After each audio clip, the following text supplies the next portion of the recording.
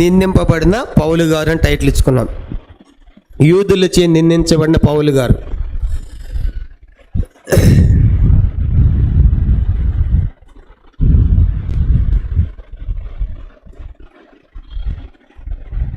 యూదులచే నిందించబడిన పౌలు గారు. ఇది మొదటి సంగతిగా ఇది మనం ధ్యానం చేసాము, ముగించాము.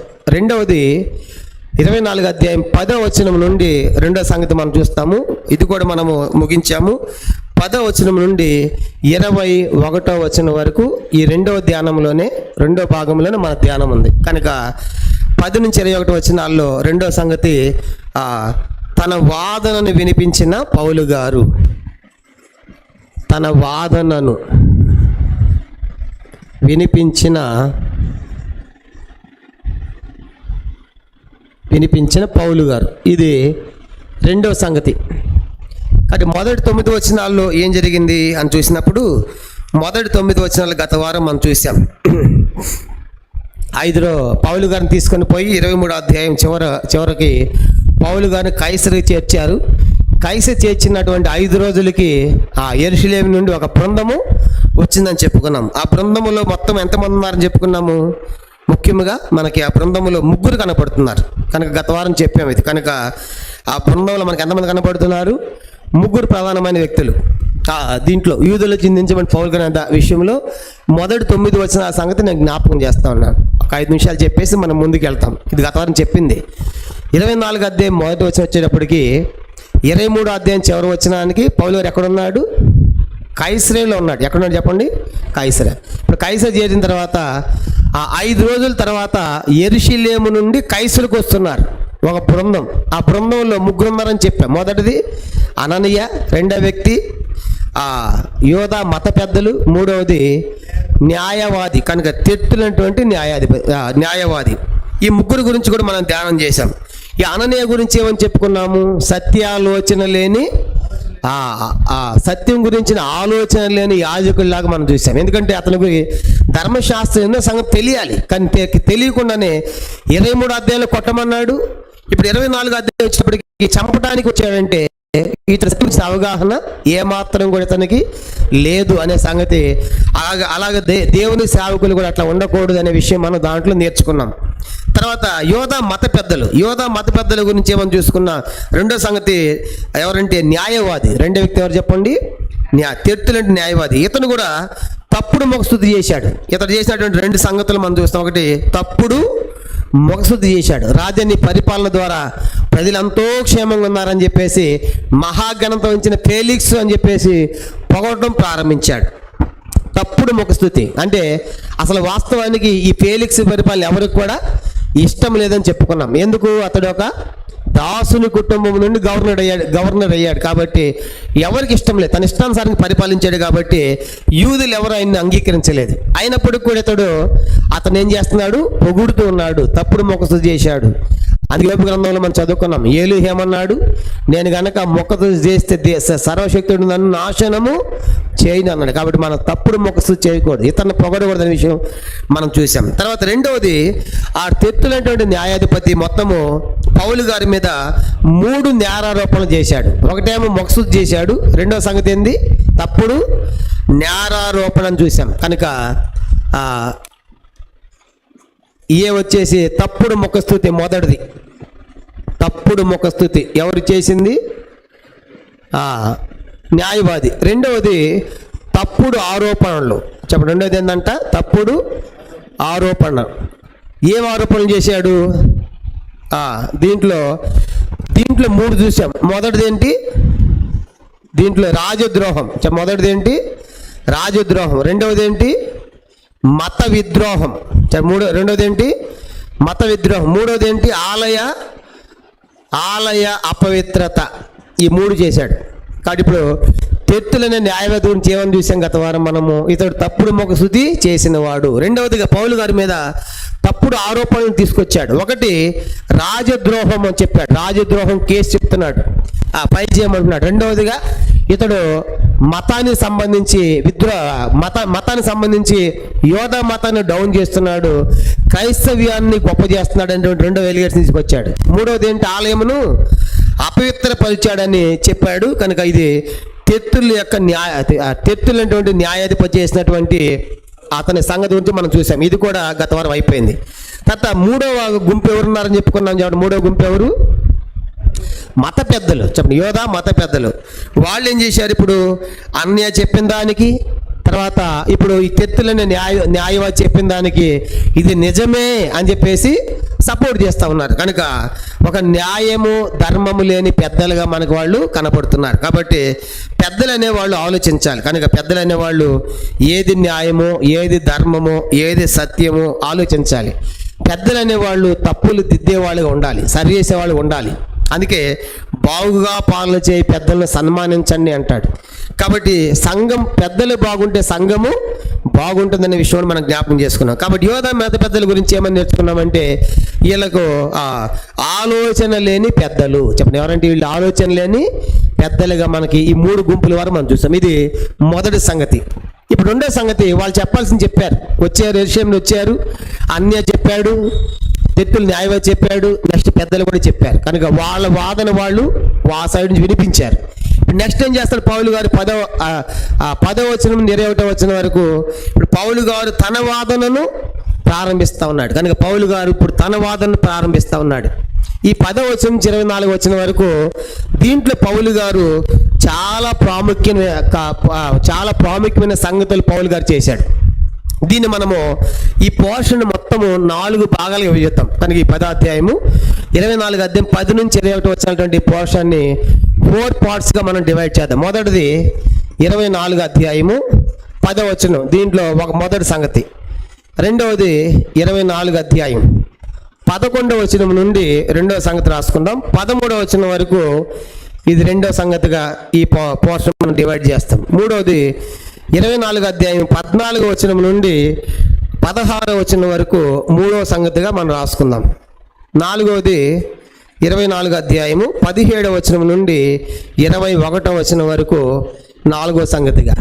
ఇప్పుడు ఇవన్నీ కూడా దీంట్లో చాలా ప్రాముఖ్య విషయాలు మనం చూడబోతున్నాం. మొత్తము ఈ 10వ వచనం నుండి 21వ వచనం ఉన్నటువంటి పోర్షన్ ఎన్ని పార్ట్లు చేసాం? మనము 4 పార్ట్స్గా డివైడ్ చేసాం. మొదటిది 10వ వచనం ఒక సంగతి, 11 నుంచి 13 వచనాలు రెండవ సంగతి, 14 నుంచి 16 వచనాలు మూడవ సంగతి, కనుక 24వ అధ్యాయం 17 నుంచి 21 వచనాల్లో నాలుగో సంగతి. అంటే ఇప్పుడు పౌలు గారు తన వాదనను ఎట్లా వినిపిస్తున్నాడు అనే విషయాన్ని మనం దీన్ని డివైడ్ చేసాం. కానీ మొదటిది ఏంటంటే, మనం జ్ఞాపకం పెట్టుకోవాలి ఆరంభంలో వ్యత్యాసాలు. చెప్పండి, మొదటి దాంట్లో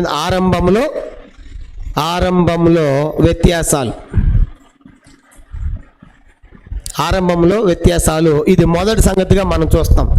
రెండో సంగతి వచ్చేటప్పటికి రెండో సంగతి 11 నుంచి 13 వచనాల్లో రాజద్రోహ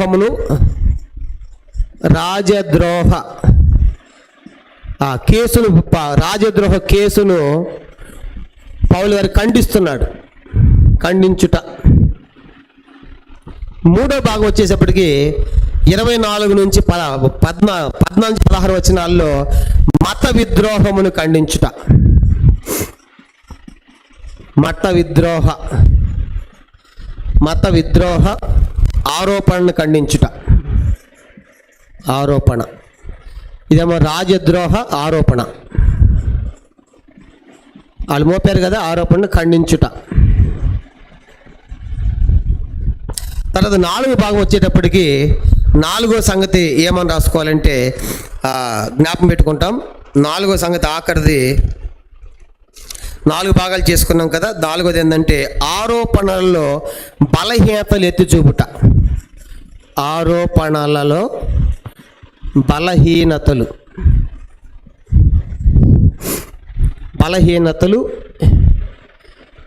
ఎత్తి చూపుట. అందులో ఒకసారి బోర్డు చూడండి. ఇప్పుడు మనం ఎన్నో సంగతులు ఉన్నాము? రెండో సంగతిలో ఉన్నాం. ఎన్నో సంగతి? రెండో సంగతి. ఈ రెండో సంగతిలో ఎన్ని పాటలు చేసాం మనము? 4 భాగాలు కనిపించవలసింది. ఇది మొదటి సంగతి ఏంటంటే యూదుల చేత నిందించబడిన పౌలు గారు, అది ఓకే, అది అయిపోయింది. నెక్స్ట్ రెండో సంగతి తన వాదన వినిపించిన పౌలు గారు అన్నటువంటి ఈ పోర్షన్ మాత్రం మనం ఎన్ని భాగాలు చేసాము? 4 భాగాలు చేసాం. ఎందుకంటే పౌలు గారు వాళ్ళు చెప్పిన దానికి ఎలా కౌంటర్ ఇస్తున్నాడో, ఎలా ఖండిస్తున్నాడు అనే సంగతి ఇప్పుడు మనం ధ్యానం చేయబోతున్నాం. దాంట్లో 24 నుంచి 10 నుంచి 21 వచనాల్లో 4 భాగాలు ఎందుకు డివైడ్ చేశామంటే పౌలు గారు ఎంతో క్లియర్గా స్పష్టంగా వాళ్ళు ఆరోపించారు కదా. మొదట ఏది? రాజద్రోహము, మతద్రోహము, తర్వాత ఆలయ అపవిత్రత. ఎట్లా క్లియర్గా వాళ్ళు చెప్పారో వాటన్నిటి పౌలు గారు కౌంటర్ ఇస్తున్నాడు ఇప్పుడు కనుక ఈ భాగాల్లో. కనుక ఇప్పుడు ఇది 4 భాగాలుగా మనం దీన్ని డివైడ్ చేశాం. గత వారం కూడా చెప్పాను. ఆరంభముల వ్యత్యాసాలంటే ఏమని చదువుకున్నాం చూడండి. 24 అధ్యాయం 10వ వచనం. అపోస్తల కార్యములు 24:10. అపోస్తల కార్యములు 24 అధ్యాయము 10వ వచనం నుంచి 21 వరకు కదా. కనుక ఇప్పుడు మనం 10వ వచనాన్ని చదువుదాం. అపోస్తల కార్యములు 24 అధ్యాయము 10వ వచనం మనం చదువుకుని 24:10. అప్పుడు అధిపతి మాట్లాడమని పౌలునకు సైగ చేయగా అతడు ఇట్లా, నేను తమరు బహు సంవత్సరముల నుండి జనమునకు న్యాయాధిపతులే ఉన్నారని ఎరిగి నేను ధైర్యముతో సమాధానం చెప్పుకొనుచున్నాను. ఇప్పుడు పౌలు గారి యొక్క ప్రారంభం ఎలాగుంది అని చూసినప్పుడు ఎట్లా ప్రారంభిస్తున్నాడు ఆయన? తమరు, చూసారా, ఫేలిక్స్ని పట్టుకుని తమరు. కనుక తర్వాత బహుజనము నుండి న్యాయాధిపతులు ఉన్నారు, అయినా సరే నేను ధైర్యంతో సమాధానం చెప్పుకుంటున్నా అంటే పౌలు గారిలో ముఖస్థుతి లేదు. చెప్పండి, ఏమైనా పౌలు గారిలో ఏం లేదు చెప్పండి? ముఖస్థుతి లేదు. కనుక వారిలో ఏముంది? వచ్చిన న్యాయవతులు ఏమన్నాడు? మహాఘనత వహించిన ఫేలిక్స్, తమరి పరిపాలన వల్ల మేము ఎంతో క్షేమముగా సురక్షితంగా ఉన్నాం, ఆనందంగా ఉన్నాం అని చెప్పేసి అలా పొగిడాడు. అంటే ఇప్పుడు పౌలు గారి ప్రారంభానికి ఆ తెట్టులు న్యాయవదక ప్రారంభానికి వ్యత్యాసం ఉందా లేదా? ఉంది. పౌలు గారు ఉన్నట్టే చెప్తున్నాడు. మీరు తమ్ముడు అనగానే మంచి రెస్పెక్ట్గా మాట్లాడుతున్నాడు, గౌరవంగా మాట్లాడుతున్నాడు. ఎందుకంటే ఆయన గవర్నర్ కాబట్టి మర్యాద ఇస్తూ మాట్లాడుతున్నాడు. మనం కూడా ఎట్లా ఉంటే మనుషులు ఉంటేనేమో తమరని అంటాం, మనుషులు లేకపోతే వాడి వీడు అంటాం కదా. కాబట్టి మనుషులు ఉంటేనేమో గౌరవంగా రెస్పెక్ట్ ఉంటుంది, మనుషులు లేకపోతే వాడు ఈమె, వాడు ఆమె అది అంటాం. చూసారా? అంటే పౌలు గారు అట్లా కాదు, మనలా కాదు. పౌలు గారు ఆయన ఎప్పుడు కూడా రెస్పెక్ట్గానే మాట్లాడేవాడు. అందుకే ఇప్పుడు ఆ మహాగణాన్ని పొగడిపోయినా పర్వాలేదు, కనుక పొగడిపోయినా పర్వాలేదు, అనవసరంగా మాట్లాడాలి, కనీసం ఇవ్వాల్సిన మర్యాద గౌరవము ఇవ్వాలి. కానీ ఇప్పుడు పౌలు గారు అన్నాడు తమ్ముడు అని చెప్పేసి ఇస్తున్నాడు. కాబట్టి పౌలు గారు ఏమి ముఖస్థుతి చేయట్లా. పౌలు గారు నేర్చుకోవాలి సత్యం ఏంటంటే ఉన్నట్టే చెప్పు. ఎందుకు ముఖస్థుతి చేయాలి? ఎందుకు వాళ్ళని పొగడాలి? కనుక ఒక సంగతి చెప్పు. ఇప్పుడు పౌలు అదే చెప్తున్నాడు, మీరు న్యాయాధిపతిగా ఉన్నారు బహుకాలం నుండి, తమరు ఉన్నారు, అయినా నేను ధైర్యంగా సమాధానం చెప్పుకుంటున్నా. అంటే ఆరంభములో వాళ్ళకి పౌలు గారు ఉన్న వ్యత్యాసం మనకు 10వ వచనంలో మనకు కనపడతా ఉంది. కాబట్టి మనం కూడా పౌలు గారిలాగా చెప్పాలి, కానీ వాళ్ళలాగా లేనిది ఉన్నట్టుగా కల్పించకూడదు అనే విషయం ఇక్కడ మనం నేర్చుకోవాలి. ఏది ఉందో అదే చెప్పాలి, అంతేగాని వాళ్ళ మెప్పు కోసమో లేదా వాళ్ళ దగ్గర ఏది పొందడం కోసమో అది మనకు అనుకూలంగా వాళ్ళని చేసుకోవడం కోసమో వాళ్ళని పొగడాల్సిన అవసరము లేదు. కానీ 90% మనం అదే పని చేస్తాము. కనుక ఎందుకంటే అక్కడ మన పని జరగదు కాబట్టి అక్కడ పొగిడితే ఇస్తేనే మన పని 5 గారు పొగుడతాం. మీరంటే ఏమనుకున్నారు సార్ అంటాం, అనగానే వాళ్ళు చెట్టు కూర్చుంటారనమాట. కానీ పౌలు గారు అట్లా చేయట్లా. కాబట్టి ఆరంభంలో వ్యత్యాసం ఉంది. రెండో సంగతి ఏమని చెప్పండి? రెండో సంగతి ఏముంది? ఇప్పుడు పౌలు గారు కౌంటర్ దేనికి ఇస్తున్నాడు? రాజద్రోహ ఆరోపణను ఖండిస్తున్నాడు. వాళ్ళు ఏమని ఈ రాజద్రోహ ఆరోపణ ఏమని చెప్పారంటే ఈ కేసు గురించి వాళ్ళు చెప్పిన సంగతి ఏంటంటే ఈయన మన జనాన్ని వ్యతిరేకిస్తున్నాడు, ప్రేరేపిస్తున్నాడు, మన గవర్నమెంట్ మీదకి ప్రజలను ప్రేరేపిస్తున్నాడు అని. అయితే రోమా సామ్రాజ్య టైంలో క్రైస్తవ్యానికి స్వేచ్ఛ ఉంది. రోమా సామ్రాజ్య టైంలో క్రైస్తవానికి ఏముంది? స్వేచ్ఛ ఉంది. ఎంతవరకు అంటే లా అండ్ ఆర్డర్ ప్రాబ్లం రాకుండా ఏమని చేసుకోవచ్చు. రెండవది, తమ అధికారానికి వ్యతిరేకంగా ఏమన్నా చేస్తేనే తప్ప వాళ్ళు జోక్యం చేసుకోరు. కాబట్టి రోమా గవర్నమెంట్ టైంలో క్రైస్తవ్యానికి స్వేచ్ఛ ఇచ్చారు. ఎంతవరకు అంటే లా అండ్ ఆర్డర్ ప్రాబ్లం రాకుండా ఉండాలి. రెండవది, తమ గవర్నమెంట్కి వ్యతిరేకంగా లేకుండా ఉంటే ఏమైనా చేసుకునే వెసులుబాటు రోమీలు కల్పించారు. కాబట్టి రోమ గవర్నమెంట్ ఇచ్చింది. ఎప్పుడైతే లా అండ్ ఆర్డర్ ప్రాబ్లం వస్తుందో వాళ్ళు ఎంటర్ అవుతారు. ఎప్పుడైతే వాళ్ళ గవర్నమెంట్కి వ్యతిరేకంగా మాట్లాడతారో అప్పుడు ఎంటర్ అవుతారు. మనం కూడా చూడండి, ఇప్పుడు గవర్నమెంట్కి వ్యతిరేకంగా మాట్లాడుకోండి, వెంటనే ఈడీ మొత్తం అన్ని కేసులను తవ్వుతారనమాట. కనుక వాళ్ళకి వ్యతిరేకంగా మాట్లాడకూడదు. చూసారా? కానీ వాళ్ళు కూడా అంతే. కనుక అప్పుడు దాకా అలాంటి స్వేచ్ఛ ఇచ్చారు. అయితే కైసరుకు వ్యతిరేకంగా లేనంత వరకు, కైసరు యొక్క అధికారానికి వ్యతిరేకంగా మాట్లాడినంత వరకు ఇచ్చారు. ఎప్పుడైతే రాజా నువ్వు కాకుండా మరొక రాజు ఉన్నాడని చెప్తారనుకోండి, అప్పుడు ఏమవుతుంది? అది ప్రాబ్లం అవుతుంది. అందుకే వాళ్ళు ఏమన్నారు? కైసర్ తప్ప మాకు వేరొక రాజు లేడు అన్నారు. వీళ్ళేమన్నారు, నజరేయుడైన రాజు ఉన్నాడు, యేసు రాజు కదా, కనుక రాజు అనగానే నువ్వు కాదంట రాజా, రాజువి, కైసరు రాజు కాదంట, వీళ్ళకు నజరేయుడైన యేసు రాజు అంట అనేటువంటి ఎలిగేషన్ తీసుకొచ్చారు.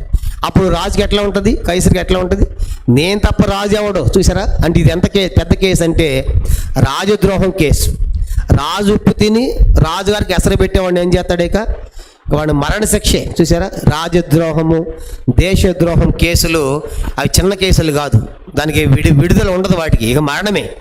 ఈ దేశంలో ఉంటా ఈ దేశానికి వ్యతిరేకంగా పనిచేస్తావా, ఈ దేశం యొక్క సమాచారాన్ని వేరే దేశానికి ఇస్తావా, అందుకేం చేస్తారు వాళ్ళ మీద కేసు, రాజద్రోహం, దేశద్రోహం కేసు ఫైల్ చేస్తారు. పౌలు గారిని కూడా అలా ఇరికించాలని వచ్చారు. ఇప్పుడు వాళ్ళు వచ్చి అంటున్నారు, రాజా ఈయన వ్యతిరేకంగా చేశాడు, మన జనాన్ని ప్రేరేపిస్తున్నాడు. యేసు ప్రభు వారికి కూడా సేమ్ అదే తీసుకొచ్చారు. కైసరు పన్ను ఇవ్వద్దన్నాడు, జనాన్ని ప్రేరేపిస్తున్నాడు అనే ఎలిగేషన్ తీసుకొచ్చాడు. ఇప్పుడు పౌలు గారు దాన్ని కౌంటర్ ఇస్తున్నాడు. ఏంటంటే ఎట్లా కౌంటర్ ఇస్తున్నాడు చూడండి, 5వ వచనం, అపోస్తల కార్యం 24వ అధ్యాయము 5వ వచనం చదువుదాం. 24:5 వాళ్ళు చెప్పినటువంటి 24:5 చదువుదాము. 24:5 ఈ మనుష్యుడు పీడ వంటి వాడును, భూలోకమందున్న సకలమైన యూదులను కలహమునకు రేపువాడును, నజరేయుల మతభేదమునకు నాయకుడై ఉన్నట్టు మేము అదన్నమాట. ఇప్పుడు అదే రాజద్రోహం కేసు వాళ్ళు మోపిన నేరం. ఏంటంటే ఇతడు పీడ వంటి వాడు, భూలోక సకలమైన యూదులను కలహమునకు రేపువాడు. చూసే రాజా ఆయన కలహాన్ని రేపుతున్నాడు, కనుక కలహాలు పెడుతున్నాడు, ప్రజలు ప్రేరేపిస్తున్నాడు. పౌలు గారు ఇప్పుడు కలహం పెట్టాడా? పౌలు గారు ఎక్కడ కలహం పెట్టలా. యేసు ప్రభువు కలహించమని చెప్పలేదు, ఆయన జగడమాడవద్దు అన్నాడు, కనుక కేకలు వేయవద్దు అన్నాడు.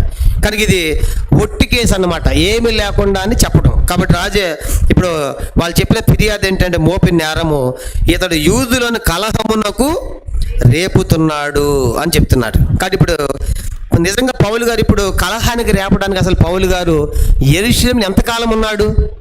అసలు యెరూషలేములో లేడు ఆయన. పౌలు గారు ఎక్కడో రకరకాల ప్రయాణాలు చేసి వచ్చాడు.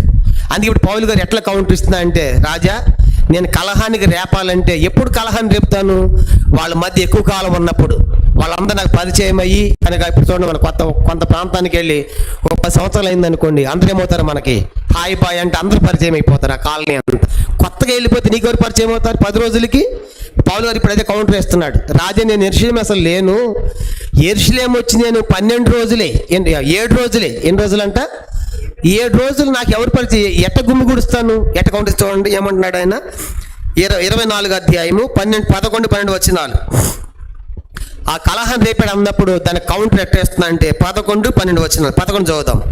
యెరూషలేములో ఆరాధించుటకు నేను వెళ్ళిన నాట నుండి 12 దినములు మాత్రమే అయినని తమను విచారించి తెలుసుకొనవచ్చును. రాజా నేను కలహాలు రేపడానికి అసలు ఎంతకాలం ఉన్నాను అక్కడ? ఎన్ని రోజులంట? 12 రోజులు. యెరూషలేములో 12 రోజులు ఉంటే 12 రోజులు నాకు టీం తయారవుతుందా? 12 రోజులు నేను వాళ్ళందరినీ రెచ్చగొట్టి గుమ్మిగూడుస్తానా? వాళ్ళందరూ నాకు సపోర్ట్ చేస్తారా? లేదు రాజా, 12 రోజులు నేను ఉండి పోనీ అక్కడ ఎంతకాలం ఉన్నాడంటే ఎంతో కాలం నుంచి చేస్తాడు కాబట్టి ఆ గుంపు గూడిచాడు జనం అనుకోవచ్చు, కానీ 12 రోజులు అవుతుంది అంటున్నాడు. 12 రోజులు అయిందా? 12 రోజులే. 21వ అధ్యాయము ఆ పౌలు గారు యెరూషలేముకి ఎంటర్ అయింది ఎప్పుడంట? 21వ అధ్యాయము చూడండి ఒకసారి వెనక్కి. 21వ అధ్యాయము 27వ వచనం. 21వ అధ్యాయము 27వ వచనం చదువుదాం. 21, 27 చదవండి. అపోస్తల కార్యములు 21వ అధ్యాయం 27. 7 దినములు కావచ్చినప్పుడు ఆసియా నుండి వచ్చిన యూదుల దేవాలయం అతను చూచి సమూహం అంతటిని కలవరపరిచి అతన్ని బలవంతంగా పట్టుకొని ఇశ్రాయేల్ బలవంతంగా పట్టుకొని చాలు. కానీ ఇప్పుడు పౌలు గారు యెరూషలేముకి వచ్చిన ఎన్ని రోజులు పట్టుకున్నారు చెప్పండి? ఎన్ని రోజులంట? 7 రోజులే. అప్పటిదాకా ఆయన లేడు అక్కడ కూడా. యెరూషలేము కూడా ఎందుకు వచ్చాడు? ఇక్కడ ఉన్నటువంటి యూదులు పేదలుగా ఉన్నారు కాబట్టి అన్యుల దేశాలు ఆయా ప్రాంతాల్లో ఉన్న కానుక గిఫ్ట్ ఫండ్ నేను తీసుకొచ్చాను, అది ఇద్దామని యెరూషలేముకి వచ్చి నేను. ఇప్పుడు నేను వచ్చి ఎన్ని రోజులు అవుతుంది? 7 రోజులు అవుతుంది. ఈ 7వ రోజు ఏం చేశారు? నన్ను పట్టుకున్నారు. కనుక 7 రోజులు పట్టుకున్నారు. అది ఇప్పుడు కానీ ఏమని చెప్పాడు ఆయన? ఎన్ని రోజులు అయిందంట? నేను యెరూషలేము వచ్చి 12 రోజులే. ఇప్పుడు 7 రోజులు. నెక్స్ట్ 24వ అధ్యాయం 1వ వచనం. 24వ అధ్యాయం 1వ వచనం. 5 దినములైన తర్వాత ప్రధాన యాజకుడైన అననీయను చాలు. ఎన్ని దినాలు కొంట వీళ్ళు వచ్చింది? 5, 7, 5 ఎంత? 12 రోజులు. అదే పౌలు గారు చెప్తున్నాడు. చూసారా ఎంత చక్కగా క్లియర్గా కౌంట్ ఇస్తున్నా అంటే, నేను 100 యెరూషలేములో 12 రోజులే రాజా, 7 రోజులు యెరూషలేములో నన్ను పట్టుకున్నాను, ఇప్పుడు 5 రోజులు అయింది, మొత్తం 12 రోజులు. 12 రోజుల్లో ఒక ప్రభుత్వం మీదకి వ్యతిరేకంగా నేను ఫైట్ చేయగలనా, వ్యతిరేకంగా నేను చేయగలనా? లేదు రాజా, కనుక ఇదంతా ఒట్టిదే అని దీనికి చక్కగా కౌంట్ ఇచ్చాడు. ఈ 11 నుంచి 13 వచనాల్లో రాజద్రోహ ఆరోపణ పౌలు గారు ఖండిస్తున్నాడు. కాబట్టి అందుకే అవసరమైతే వాళ్ళని రుజువు చేసుకోమనొచ్చు. కానీ ఈ 12 దినాల్లో ఎవరితో కూడా నేను మాట్లాడలేదు. చూడండి 13వ వచనం, 24వ అధ్యాయము 13వ వచనం చదువుదాం. 24, 13 చదవండి. మరి 12 కూడా చదివితే బాగుంటుంది. 12 కూడా, దేవాలయంలోనేమి సమాజ మందిరములోనేమి పట్టణములోని నేను ఎవరితోనూ తర్కించుటైనను జనులను గుమ్మిగూర్చుటైనను వారు చూడలేదు. ఎందుకంటే 12 రోజులే కదా. మరియు వారు ఇప్పుడు నా మీద బాబు నేరములను తమరికి రుజువుపరచలేరు.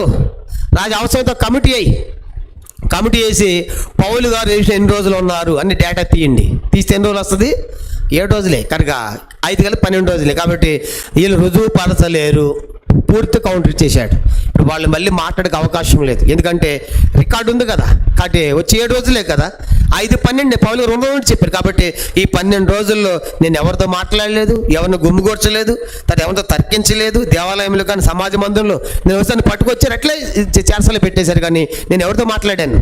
కాబట్టి రాజద్రోహ ఆరోపణ పౌలు గారు ఎంతో స్పష్టంగా ఖండించారు. ఇప్పుడు పౌలు గారు పక్షంగా లాయర్ ఎవరు? పౌలు గారే లాయర్. చెప్పండి, ఎవరంటే పౌలు గారే తన వాదనను తానే వినిపించాడు. కాబట్టి ఇప్పుడు ఆరంభంలో వ్యత్యాసాలు అయిపోయింది. రెండవది రాజద్రోహ ఆరోహణ పౌలు గారు ఖండించారు. కానీ ఇప్పుడు వాళ్ళు రుజువు చేయడానికి ఎలాంటి ఆధారాలు కూడా లేవు. పౌలు గారు ఉన్నది చెప్పాడు, నేను 7 రోజులకు వచ్చాను, ఇప్పుడు 5 రోజులకు వచ్చాను, మొత్తం 12 రోజులే. ఈ 12 రోజుల్లో నేను ఎవరితో మాట్లాడలేదు, ఎవరిని గుమ్మిగూర్చలేదు రాజు అని చెప్పేశాడు. కనుక ఆ 2వ కౌంటర్ అయిపోయింది. నెక్స్ట్ ఇప్పుడు 3వది ఏం చెప్పండి? 3వది ఏంటంటే మత విద్రోహ ఆరోపణను ఖండించాలి. కానీ ఇప్పుడు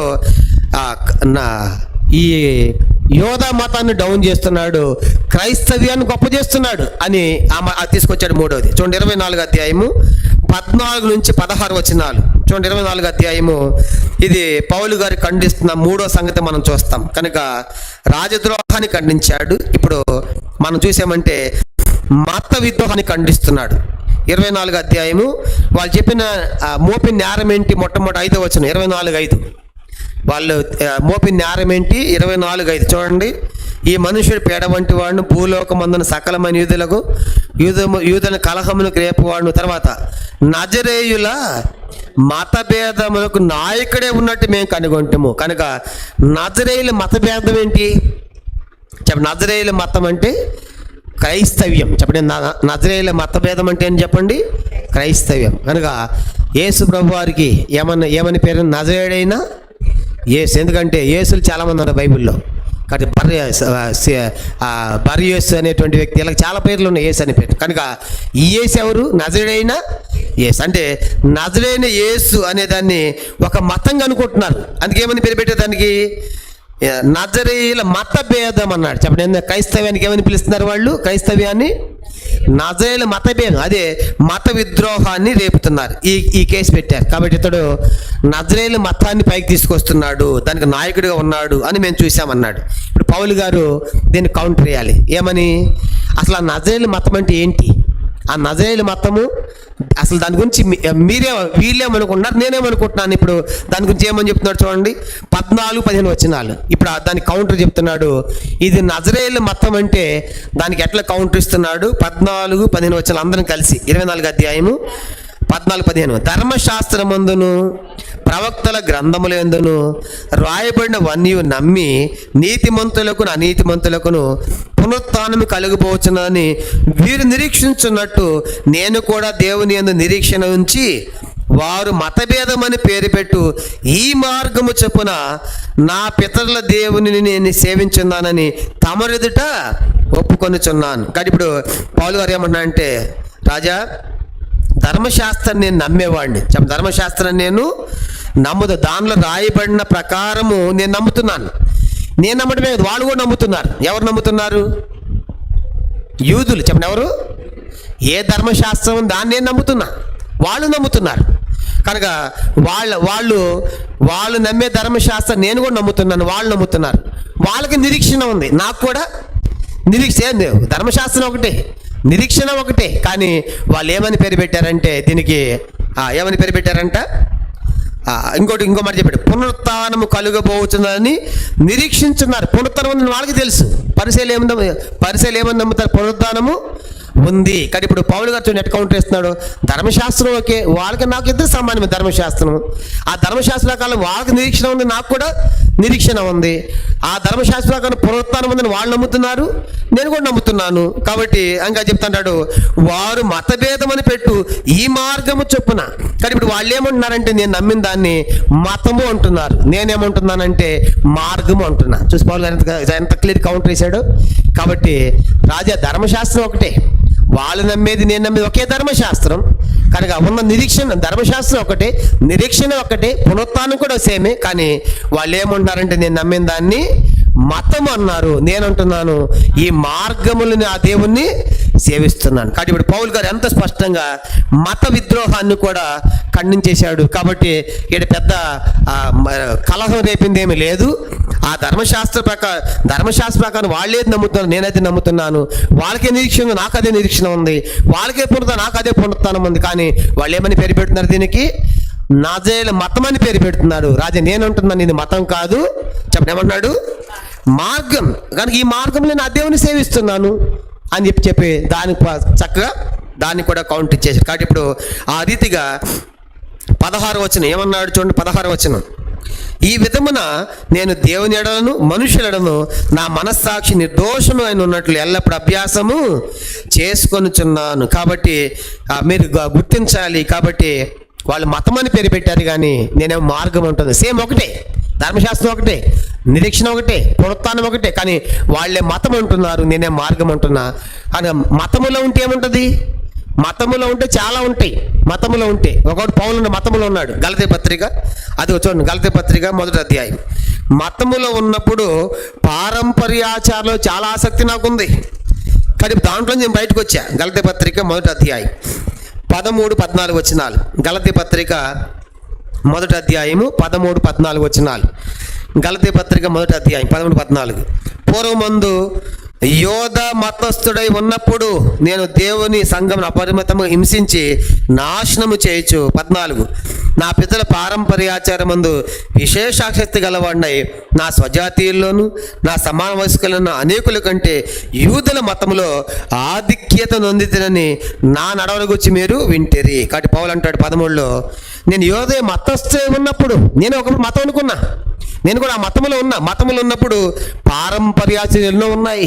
కానీ రాజు ఇప్పుడు నేను మతములో లేను, కనుక నేను మార్గం ఆ దేవుని తెలుసుకున్నా. కాబట్టి నేను మార్గంలోకి వచ్చానని ఎంతో చక్కగా పౌలు గారు దానికి కూడా కౌంటర్ చేశాడు. కాబట్టి మొదటిది ఆరంభంలో వ్యత్యాసాలు మన ఎన్నో కనపడుతున్నాయి. రెండవది రాజద్రోహం కేసును వాళ్ళు కనుక కలహాన్ని రేపాడంటే, రాజా నేను కలహం రేపడానికి ఎన్ని రోజులు ఉన్నాను అక్కడ ఉంది, 12 రోజుల్లో ఏం గుమ్ముడుస్తాను. కనుక ఇది కూడా కొట్టేశాడు. కనుక నెక్స్ట్ మూడోది ఏంటి? మత విద్రోహం. కనుక మత విద్రోహము, నేనే మతం, కొత్త మతం తేలేదే. ఆ ధర్మశాస్త్రం ఒకటే, నిరీక్షణ ఒకటే, పునరుత్థానం ఒకటే. వాళ్ళే మతం ఉంటున్నారు, నేనేమో ఈ మార్గం దేవుని సేవిస్తున్నాను, దాన్ని కొట్టేశారు. కనుక అది కౌంట్ ఇచ్చేశారు. నెక్స్ట్ ఇంకేముంది చెప్పండి, వాళ్ళు ఓపెన్ ఏంటి? తర్వాత దీంట్లో ఇంకో విషయం మనం గుర్తుపెట్టుకోవాలి. వాళ్ళు మోపిన దాంట్లో ఇక్కడ మరొక సంగతి మనం జ్ఞాపకం పెట్టుకోవాలి. ఇప్పుడు 4వది వాళ్ళు చెప్పినటువంటి ఆలయ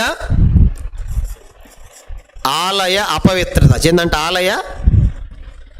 ఆలయ అపవిత్రత అనే సంగతి కూడా వాళ్ళు తీసుకొచ్చారు. మరొక సంగతి కూడా ఇప్పుడు ఈ ఆలయ అపవిత్రతను అనే దాన్ని పౌలు ఎట్లా ఖండిస్తున్నారు చూడండి. 24వ అధ్యాయము 6-8 వచనాలు. వాళ్ళని మోపిన నేరం ఏంటి? 24వ అధ్యాయము అపోస్తల కార్యములు 24వ అధ్యాయం 6-8 వచనాలు మనం చదువుదాం.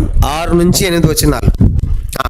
ఇది మరొక నేరారోపణ, ఆలయను అపవిత్రపరిచాడని చదువుదాము. 24వ అధ్యాయం 6 నుంచి. మరి ఇతడు దేవాలయమును అపవిత్రము చేయటకు యత్నపడిన కనుక మేము అతన్ని పట్టుకొంటిమి అన్నాడు. కనుక ఇతడు దేవాలయాన్ని అపవిత్రం చేయబోయాడు, కాబట్టి మేము పట్టుకున్నామని ఇప్పుడు పౌలు గారి మీద దేవాలయ అపవిత్రత కేసు నమోదు చేస్తున్నాడు.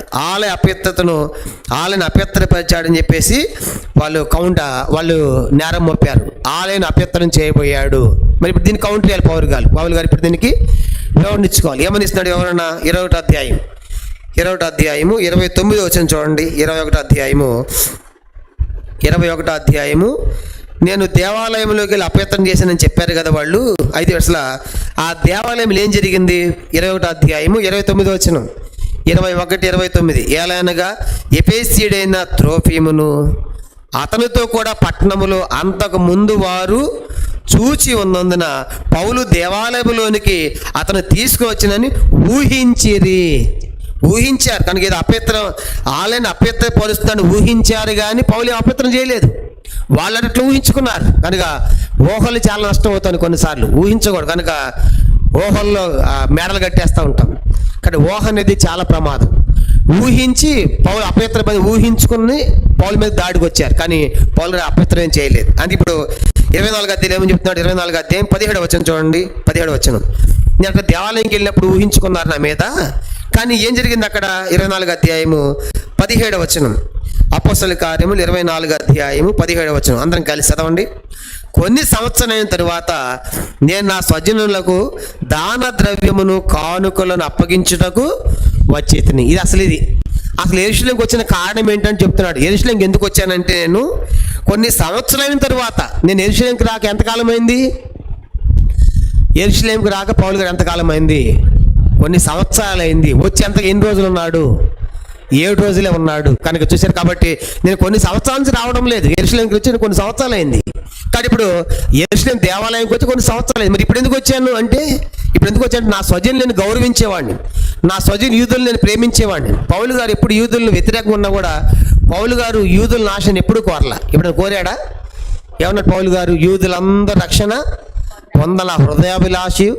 రోమపత్రిక 10 వచనంలో ఇశ్రాయేలు రక్షణ పొందాలనేది నా హృదయాభిలాషి, నేను దేవుని చేయు ప్రార్థన అంటాడు. రోమ 9వ అధ్యాయంలో 4-5 వచనాల్లో దేహ సంబంధమైనటువంటి యూదుల కోసం నేను క్రీస్తుని వేరై శాపగ్రస్తుడిగా ఉంటా. యూదుల కోసం శాపగ్రస్తుని పర్వాలేదు, యూదు రక్షణ పొందాలి అంటే యూదులు ఎంతో ప్రేమించాడు పౌలు గారు. కనుక వాళ్ళ రక్షణ కోసం పగలాడిన వాళ్ళు, వాళ్ళ రక్షణ పొందాలని ప్రార్థన చేసిన వాడు. అందుకే చెప్తాడు. కనుక నేను నా స్వజనులు ప్రేమించేవాడిని. నా స్వజనులు యూదులు యెరూషలేములో కటిక పేదరికంలో ఉన్నారు. పేదరికం నా యూదులైన నా సహోదరులకు నేను ఆయా ప్రాంతాలు తిరిగి కొన్ని సంవత్సరాలు వాళ్ళందరి దగ్గర ఏం తీసుకొచ్చి నేను దాన ద్రవ్యాలు తీసుకొచ్చా, ఫండ్ కలెక్ట్ చేసుకొచ్చా. ఎందుకు వచ్చాను? అది ఇప్పుడు నేను నా స్వజనులు ప్రేమించే వాళ్ళని కాబట్టి వాళ్ళ కరువులో కష్టకాలం వాళ్ళకి సహాయం చేయాలి నేను వచ్చాను. కానీ సహాయం చేయాలి వచ్చాను తప్ప ఆలయాన్ని పాడు చేయడానికి కాదు అనేది విషయం ఎంతో స్పష్టంగా పౌలు గారు చెప్తా ఉన్నాడు. అందుకే 17వ వచనంలో అన్నాడు, నేను దాన ద్రవ్యాలు తీసుకొచ్చాను కానీ కనుక నేను ఆలయాన్ని అపవిత్రపరిచేవాడిని కాను అంటాడు. అంటే నా స్వజనులను గౌరవించేవాడిని, దేవాలయాన్ని కూడా గౌరవించేవాడిని. పౌలు గారికి దేవాలయం అంటే ఎంత గౌరవమే. కాబట్టి దేవాలయం వ్యతిరేకంగా ఎప్పుడు మాట్లాడలేదు. అందరూ సమానమే. కనుక దేవాలయం అనగానే దేవుని సంఘములో అందరూ సమానమే. దేవుని సంఘములో వాళ్ళు యూదులైనా, గిరిదేశస్తులైనా, హెల్లెనీయులైనా, దాసులైనా, స్వతంత్రులైనా దేవుని సంఘములో అందరూ కూడా సమానమే. అందుకే పక్షంకులు అన్నాడు కదా, అందరూ అవసరమైన వారే, సంఘములు అందరూ అమూల్యమైన వారే, అందరూ విలువైన వారే. చూసారా? కాబట్టి చెప్పారు. కనుక అందరూ అవసరమే, అందరూ సమానమే, అందరూ విలువైన వారే. కాబట్టి సంఘములు కాబట్టి ఆ రీతిగా పౌలు గారు సంఘములో, కానీ ఈ దినాల్లో సంఘాలు ఎన్నో వ్యత్యాసాలు ఉన్నాయి. సంఘములో ఎన్నో వ్యత్యాసాలు. పొద్దున ఒక సహోదరుడు ఫోన్ చేసి చెప్తా ఉన్నాడు వాళ్ళ సంఘంలో సమస్య ఏంటంటే, 2 బ్రదర్స్ ఉన్నారు బ్రదర్ సంఘంలో. ఒక ఆయనేమో గవర్నమెంట్ జాబు, ఒక ఆయనేమో చిన్న సాధనను పని చేసుకుంటాడు. ఇప్పుడు ఈ గవర్నమెంట్ జాబ్ చేసే ఆయన వాడేంటంటే నా ముందు ఆఫ్టర్ వాడి జీతం ఎంత, వాడి కూలి ఎంత అని అంటే మాట్లాడుతున్నాడు. ఇద్దరి మధ్య పంచాయతీ ఉంది బ్రదర్ అని ఒక ఆయన ఫోన్ చేశాడు నాకు మధ్యాహ్నం. మన హైదరాబాద్లో పేరు అవసరం లేదు సంఘాలు. కాబట్టి చెప్పే సంగతి ఏంటంటే, ఉద్యోగం ఉంటే డబ్బు ఉంటే అది పైకి పెద్ద హై క్యాడర్ లాగా, ఇది చిన్న సామాన్యుని పని చేసుకుంటే తక్కువలాగా వ్యత్యాసాలు ఉన్నాయి. కాబట్టి వాళ్ళ మధ్యలో ఉన్నాయి, ఇలాంటివి ఉన్నాయి అని చెప్తా ఉన్నారు. వాళ్ళలోనే కాదు మన మధ్య కూడా ఉన్నాయి. కనుక పౌలు గారు అదే అంటాడు. కనుక అప్పుడు ఏం చేయాలి? అట్లా వ్యత్యాసం ఉన్నప్పుడు ధనవంతులు సంఘానికి రాకూడదు. కాబట్టి అట్లా వ్యత్యాసం ఉన్నప్పుడు ధనవంతులుగా అట్లా ఫీల్ అయినప్పుడు నేను ధనవంతుడిని వాళ్ళు నా కింద ఉండాలనుకున్నప్పుడు నువ్వే సంఘానికి రావద్దు. అది దానికి పరిష్కారం ఒకటి. కానీ నువ్వు ఈక్వల్గా ఎంచలేనప్పుడు, నా సహోదరుడు ఎంచలేనప్పుడు ధనవంతుల సంఘానికి రాకండి అని నేను చెప్పటంలా. కనుక అది యాకోబు అంటాడు కదా, యాకోబు 2 అధ్యాయాలు కూడా ఏమన్నాడు, ధనవంతులను వస్తేనేమో కుర్చీలేసి కూర్చోబెడతారంట, సామాన్లు వస్తేనేమో వెనక కూర్చో అని చెప్తారంట. కానీ ఇప్పుడు పౌలు గారు విషయం చూసినప్పుడు అందరినీ సమానంగా చూశాడు. కాబట్టి యూతుల్ని కూడా, కనుక తన శ్రమ పెట్టేవారిని, బాధ పెట్టేవారు కూడా రక్షణ కోసం ప్రార్థన చేసిన వాడు. అందుకే ఈనాడు సంఘాలు ఎన్నో వ్యత్యాసాలు ఉన్నాయి. వాస్తవానికి సంఘం అన్నది యేసు ప్రభువు తన సొంత రక్తం ఇచ్చి కొన్న సంఘం ఇది. అందుకే ప్రకటన 5వ అధ్యాయంలో ప్రతి వంశంలో, ప్రతి భాషలో, ప్రతి జాతిలో నీ రక్తం ఇచ్చి కొన్న ప్రజలు అంటాడు. కాబట్టి వాళ్ళు చిన్నవాళ్ళైనా, పేదవాళ్ళైనా, గొప్పవాళ్ళైనా అందరూ ఒకటే. ఎందుకంటే అందరూ రక్తంతో కొన్నవాళ్లే. నిన్ను రక్తం కొని ఆయన బంగారంతో కొనలేదు. కాబట్టి అందుకే సంఘములు ఉన్నప్పుడు అందరూ సమానమే. All are equal, all are important, all are precious. కానీ అందరూ కూడా. కాబట్టి అలాంటి గ్రహింపు ఎప్పుడు మనం కలిగి ఉండాలి. కానీ ఈ దినాలు రాను ఏమైపోయినాయంటే ఎన్నో వ్యత్యాసాలు. కొరింథీ సంఘములు అట్లే అనుకున్నారు. కొరింథీ సంఘములు పేదలను సిగ్గుపరుస్తున్నారంట. పౌలు రాస్తూ అంటాడు, మీరు ఎందుకు వస్తున్నారు సంఘానికి? పేదలను సిగ్గుపరచాలంటే మీరు సంఘానికి రావద్దు. 1 కొరింథీ పత్రిక 11వ అధ్యాయం. 1 కొరింథీ పత్రిక 11వ అధ్యాయము. దేవాలయం అన్నప్పుడు సంఘం అందరూ సమానమే. 1 కొరింథీ పత్రిక 11వ అధ్యాయము చూడండి, 11వ అధ్యాయం 17 నుంచి. 1 కొరింథీ పత్రిక 11వ అధ్యాయం. ఇలాంటి ఇప్పుడు నేను చెప్పిన సంగతి అంతా కొరింథీ సంఘంలో ఉంది. ఈ సమస్య వచ్చింది అక్కడ, పేదవాళ్ళు ధనవంతులని. 1 కొరింథీ 11వ అధ్యాయం 17 నుంచి. మీకు ఈ ఆజ్ఞ ఇస్తున్నాను, మిమ్మల్ని మెచ్చుకొను, మీరు కూడి వచ్చేది ఎక్కువ కీడికే కానీ ఎక్కువ మేలుకు కాదు. మొదటి సంగతి ఏమనగా, మీరు సంఘం ముందు కూడి ఉన్నప్పుడు మీలో కక్షలు కలవని వింటున్నాను. కొంత మట్టుకు ఇది నిజమని నమ్ముచున్నాము. మీలో యోగ్యులైన వారు కనబడి నిమిత్తము మీలో భిన్నాభిప్రాయం ఉండక తప్పదు. మీరందరూ కూడి వచ్చుండగా మీరు ప్రభు రాత్రి భోజనం చేయడం సాధ్యము కాదు. ఎలానగా మీరు ఆ భోజనం చేయనప్పుడు ఒకడి కంటే ఒకడు ముందు తన మట్టుకు తను భోజనం చేయుచున్నాడని, ఇందువలన ఒకడు ఆకలి కొని మరొకడు మత్తుడవును. అన్నం పుచ్చుకుంటే కంటే మీకు ఇండ్లు లేవా? దేవుని సంఘము తిరస్కరించి, ఎవరండి అందరూ చూద్దాం, దేవుని సంఘమును తిరస్కరించి పేదలను సిగ్గుపరచుదురా? మీతేమి చెప్పుదును, దీని గురించి మిమ్మల్ని మెచ్చను. కాబట్టి సంఘంలో మీరు వస్తున్నారు, తినాలని తాగాలి వస్తున్నారు. ఆ దినాలు యూదులు ఏం చేసేవాళ్ళంటే, సంఘంకి కూడిన ప్రతిసారి రొట్టె విరిచేవాళ్ళు. సంఘంకి కూడిన ప్రతిసారి రొట్టె ప్రతి ఇంట విరిచేవాళ్ళు, ప్రతిరోజు విరిచేవాళ్ళు. అటు రొట్టె విరిచి అందరూ భోజనం కూడా చేసేవాళ్ళు. ఈ పోలేదు అంటున్నాడు కదా, మీ భోజనం ఇండ్లు లేవా? ఈ దేవాలయానికి వచ్చి ఇక్కడ తింటా పేదలను సిగ్గుపరుస్తాడా అంటే అర్థం ఏంటి? పేదలను సిగ్గుపరిచేటైతే నువ్వే సంఘానికి రాకండి. కాబట్టి ఆ రీతిగా సంఘంలో వ్యత్యాసాలు పోవాలి. అందరూ కూడా సమానమైనటువంటి ఆ గ్రహింపు కలిగి ఉన్నప్పుడు నిజంగా ఆ సంఘం ఎంత గొప్పదిగా మనం చూస్తాం. కాబట్టి అందుకే సంఘంలో అన్ని రకాల వాళ్ళు ఉంటారు, అన్నీ కూడా కావాల్సిందే. ఉదాహరణగా సంఘం అనేది నోహు వాడ లాంటిది. సంఘం అంటే నోహు వాడ. దాంట్లో పాము ఉంటుంది, కరిసే పాము ఉంటుంది, ఎగిరే పావురం కూడా ఉంటుంది.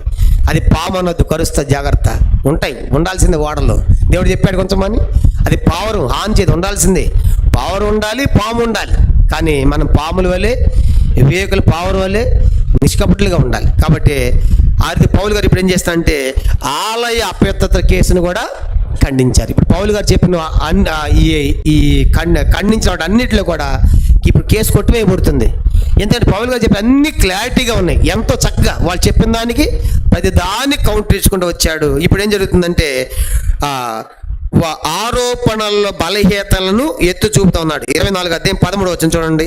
24వ అధ్యాయం అపోస్తలుల కార్యములు 24వ అధ్యాయము 13వ వచనం ఏమంటున్నాడు? ఇప్పుడు పౌలు గారు ఇవన్నీ కూడా చెప్పిన తర్వాత 24వ అధ్యాయం 13వ వచనం, మరియు వారు ఇప్పుడు నా మీద మోపు నేరములను తమరికి రుజువుపరచలేరు. రాజా ఇప్పుడు చెప్పే కదా ఇవన్నీ కూడా, కనుక ఇవి నేను చెప్పిన వీటి ప్రకారము వాళ్ళు రుజువు చేయమనండి అంటున్నాడు. ఏమని చెప్పారు? ఆరంభంలో వ్యత్యాసం. ఆయనట పొగిడాడు, నా సంగతి ఏంటి మీరు విన్నారు. ఆయనలాగా నేను మొగసు చేయలేదు. రెండవది రాజద్రోహం కేసు. వాళ్ళు ఏమన్నారు? నేను కలహం పెట్టేవాడిని అన్నాడు. అసలు నేను కలహం పెడతా అక్కడ 2 రోజుల్లో వచ్చి 7 రోజులు, ఇప్పుడు కలిసి 12 రోజులే. కానీ 12 రోజుల్లో ఎవరిని గుమ్ముగూర్చలు ఎవరితో మాట్లాడలేదు. కనుక అదంతా ఒట్టిదే. మూడవది మత విద్రోహం అన్నాడు. ఏంటి ఆ మత విద్రోహము? వాళ్ళ ధర్మశాస్త్రం నా ధర్మశాస్త్రము, వాళ్ళ నిరీక్షణ నాకు నిరీక్షణ, వాళ్ళ పునరుత్థానం నా పునరుత్థానం, వాళ్ళే మతం అన్నారు, నేనేమో మార్గములు అంటున్నా. సేమ్ ఒకటి దాన్ని ఖండించాడు. నెక్స్ట్ ఆలయ అపవిత్రత. కనుక నేను ఆలయ అపవిత్రం చేసి అన్నాడు. ఆలయం అపవిత్రం చేయలేదు. అసలు నేను ఆలయంకి రాక కొన్ని సంవత్సరాలు అయింది. ఎందుకు రావాల్సి వచ్చింది? నా ప్రజల్ని ప్రేమించేవాడిని కాబట్టి ఆయా ప్రాంతాలు కారుకు తీసుకొచ్చాను తప్ప నేను ఆలయ అపవిత్రపరిచేవాడిని కాను అని అన్ని చెప్పి ఇప్పుడు ఆరోపణల బలహీనత చూపుతున్నాడు. వాళ్ళు చెప్పిన ఆరోపణలకి కౌంటర్ ఏంటంటే ఇప్పుడు వాళ్ళు రుజువుపరచమను. ఏమని? ఇప్పుడు నేను చెప్పినన్నిటి కూడా రుజువుపరచమంటే తమరికి వారు రుజువుపరచలేరు అంటే అర్థం ఏంటి? కనుక వాళ్ళు చెప్పినవన్నీ కూడా తప్పుడు సంగతులే అనే సంగతి 13వ వచనంలో పౌలు గారు ఎంతో స్పష్టంగా చెప్తున్నాడు. కనుక వారు రుజువుపరచలేరు, 12 రోజులే కదా నేను వచ్చి, కాబట్టి దాని గురించి వారు వాదించలేరు. కానీ పౌలు గారు ఛాలెంజ్ చేస్తూ ఉన్నాడు. కాబట్టి ఇప్పుడు వాళ్ళు నా మీద మోపారు కదా రాజా, ఇప్పుడు నేను చెప్పాను కాబట్టి చెప్పిన వాటి ప్రకారము రుజువు చేయమనండి అని ఎంతో సవాల్ విసిరాడు. కానీ అసలు వీళ్ళు కాదు నా మీద నేరం మోపాల్సింది. ఎవరు మోపాలి? మోపితే 24వ అధ్యాయము చూడండి, 24వ అధ్యాయం 18-19 వచనాలు అంటున్నాడు పౌలు గారు. 24వ అధ్యాయము 18-19 వచనాలు చదువుతాము. నేను శుద్ధి చేసుకుని వాడిన ఎలాగో అప్పగించుండగా వారు దేవాలయంలో నన్ను చూచిరి, నేను గుంపు గూర్చి ఉండలేదు, నా వల్ల అల్లరి కాలేదు. ఆసియా నుండి వచ్చిన వారు కొందరు యూదులు ఉండి నా మీద వారికి ఏమైనా ఉన్నలా వారే తమరి సన్నిధికి వచ్చి నా మీద నేరము అసలు ఉన్నప్పుడు నేను ఉన్నప్పుడు ఎవరున్నారు అక్కడ? వీళ్ళు ఎవరు లేరు. కనుక ఎవరున్నారు అక్కడ? ఆశ నుంచి కొందరు ఉన్నారు. ఇప్పుడు నేరం మోపితే ఎవరు మోపాలి? వాళ్ళు వచ్చి మోపాలి. ఆశ నుంచి ఆ దినాలు అప్పుడున్న వాళ్ళు ఉన్నారు కాబట్టి ఉన్న వాళ్ళు చూసిన వాళ్ళు కదా మోపాల్సింది. వాళ్ళు వచ్చి మోపకుండా వీళ్ళెవరు నేరం మోపడానికి? చూసారా? కాబట్టి ఆ దినం వచ్చి నేను ఎవరిని గుమ్ముగూర్చలేదు, నేను అల్లరి చేయలేదు. నా మీద ఆశ నుంచి కొందరు యూదులు ఉన్నారు, వాళ్ళు ఆశ నుంచి వచ్చిన వారు ఏమైనా మోపాలనుకుంటే నా మీద వాళ్ళే వచ్చి మోపాలి, కానీ వీరు మోపేది కాదు. చూసారా? కాబట్టి ఇప్పుడు దెబ్బలు తిన్నవాడు పోవాలి కానీ పోలీస్ స్టేషన్కి వేడివాడు పోతే ఎట్లాగూ? కాబట్టి వాళ్ళు మేము ఫైల్ చేయాలి కదా. కాబట్టి అసలు సంగతి వీళ్ళు కాదని పౌలు గారు ఏమైనా మోపాలనుకుంటే ఆశండి వచ్చిన వారు మోపాలు కానీ వీళ్ళు కాదు అని చెప్పేసి వాళ్ళు వచ్చిన దాన్ని ఆ కేసు వీగిపోయేట్టుగా బలహీనమైనట్టుగా పౌలు గారు ఎంతో స్పష్టంగా చక్కగా చెప్తా ఉన్నాడు. ఇంకేమన్నాడు చూడండి, 24వ అధ్యాయము అపోస్తలుల కార్యం 24వ అధ్యాయము 21వ అధ్యాయం 21వ అధ్యాయము 27వ వచనం. 21వ అధ్యాయము ఇప్పుడు చెప్పాడు కదా, 24లో ఎవరున్నారని చెప్పారు? నేను ఆ దేవాలయానికి వెళ్ళినప్పుడు నా దగ్గర ఎవరున్నారు? అక్కడ ఆశ వచ్చిన యూదులు ఉన్నారు, యూదులు ఉన్నారు వాళ్ళు. చూడండి 21వ అధ్యాయము 27వ వచనం. పౌలు గారు ఉన్నదంటే చెప్తున్నాడు 21-27. 7 దినాలు కావచ్చినప్పుడు ఆసియా నుండి వచ్చిన యూదులు దేవాలయం అతను చూచి సమూహం అంతటిని కలవరపరిచి అతన్ని పట్టుకొని బలంతో పట్టుకున్నారు. కనుక అది చెప్తాడు, ఆ రోజు యెరూషలేము దేవాలయంలో పట్టుకున్నప్పుడు ఎవరున్నారు? ఆశ వచ్చిన యూదులు ఉన్నారు. వాళ్ళు వచ్చి నేరం మోపాలంటే ఇప్పుడు 24 అదే చెప్తారు. కానీ వాళ్ళు ఉన్నారు కానీ వీళ్ళు ఎవరు అసలు? కాబట్టి అని చెప్పి అయితే నేను చేసింది పొరపాటు ఏంటంటే బిగ్గరగా గట్టిగా మాట్లాడే, అది నేను చేసిన తప్పు ఒకటే. 24వ అధ్యాయం 20వ వచనం. 24వ అధ్యాయం అపోస్తలుల కార్యములు 24వ అధ్యాయము 20వ వచనం అందరం కలిసి చదువుదాము. 19-20 వచనాలు. అపోస్తలుల కార్యములు 24వ అధ్యాయం 19. నా మీద వారికి ఏమైనా ఉన్న ఎడల వారే తమరి సన్నిధికి వచ్చి నా మీద నేరము మోపవలసి ఉంది. వారేంటి ఎవరు? ఇప్పుడు చెప్పండి, ఎవరు? ఏ యూదులు? అది చెప్పండి, అది మీకు అర్థమైందే లేదని ఇప్పుడు నేను చెప్పేది. వీళ్ళు మోపుతున్నారు సరే, ఆ రోజు ఆశ నుంచి యూదులు ఉన్నారు, వాళ్ళు వచ్చి మోపాలని చెప్తున్నాడు. వాళ్ళంటే 21వ అధ్యాయం 27వ వచనంలో ఉన్న యూదులు వచ్చి మోపాలని చెప్తున్నాడు. ఇప్పుడు అది చెప్పి ఏమంటున్నాడు నెక్స్ట్? అంతవరకు అర్థమైంది. 20వ వచనం. లేదా నేను మహాసభ ఎదుటి నిలిచి ఉన్నప్పుడు మృతుల పునరుత్థానం గురించి నేడు వారి విమర్శింపబడుచున్నానని వారి మధ్య నిలువబడి నేను బిగ్గరగా చెప్పిన ఈ యొక్క మాట విషయమే తప్ప నా యందు మరి ఏ నేరమైనను వీరు కనుగొని ఉంటే వీరైనా చెప్పవచ్చా నేను. కాబట్టి పౌలు గారు ఏమంటున్నాడంటే నేను ఆ రోజు బిగ్గరగా మాట్లాడవలసిన అవసరం ఎందుకు వచ్చిందంటే పునరుత్థానం గురించి నేను విమర్శించబడి నేను గట్టిగా మాట్లాడవలసి వచ్చింది. కనుక అందుకే నేను చేసిన తప్పు ఒకటే. ఎట్లా మాట్లాడాడు పౌలు గారు? గట్టిగా. ఏం మాట్లాడు చెప్పండి? ఏమన్నాడు? ఆ మొదలు పునరుద్ధానం గురించి పౌలు గారు మాట్లాడిన మాటే ఎవరిని అన్నాడు?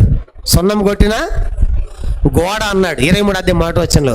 ఎందుకు ఆలోచన వచ్చిన ఆ మాట సున్నం కొట్టిన గోడ అని 6వ వచనం చూడండి. 23 అధ్యాయం అపోస్తలుల 23 అధ్యాయము మొదటి 3 వచనాల్లో 4 వచనాల్లో అక్కడ పౌలు గారు గట్టిగా మాట్లాడాడు. సున్నం కొట్టిన గోడ అన్నాడు. ఎవరితో అన్నాడు? ప్రధాన యాజకుడితో. చెప్పండి, ఎవరితో? ప్రధాన యాజకుడు నిందించవచ్చా? ధర్మశాస్త్ర ప్రకారము నిందించకూడదు. అందుకే పౌలు ఏం మాట్లాడుతున్నావు? ఆయన ఎవరు అనుకున్నావు?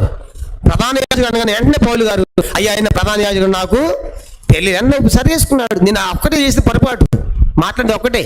అది ఎందుకు మాట్లాడాల్సి వచ్చింది? పునరుత్థానం గురించి మాట్లాడాల్సి వచ్చింది. 6వ వచనం 23 అధ్యాయం 6వ వచనం.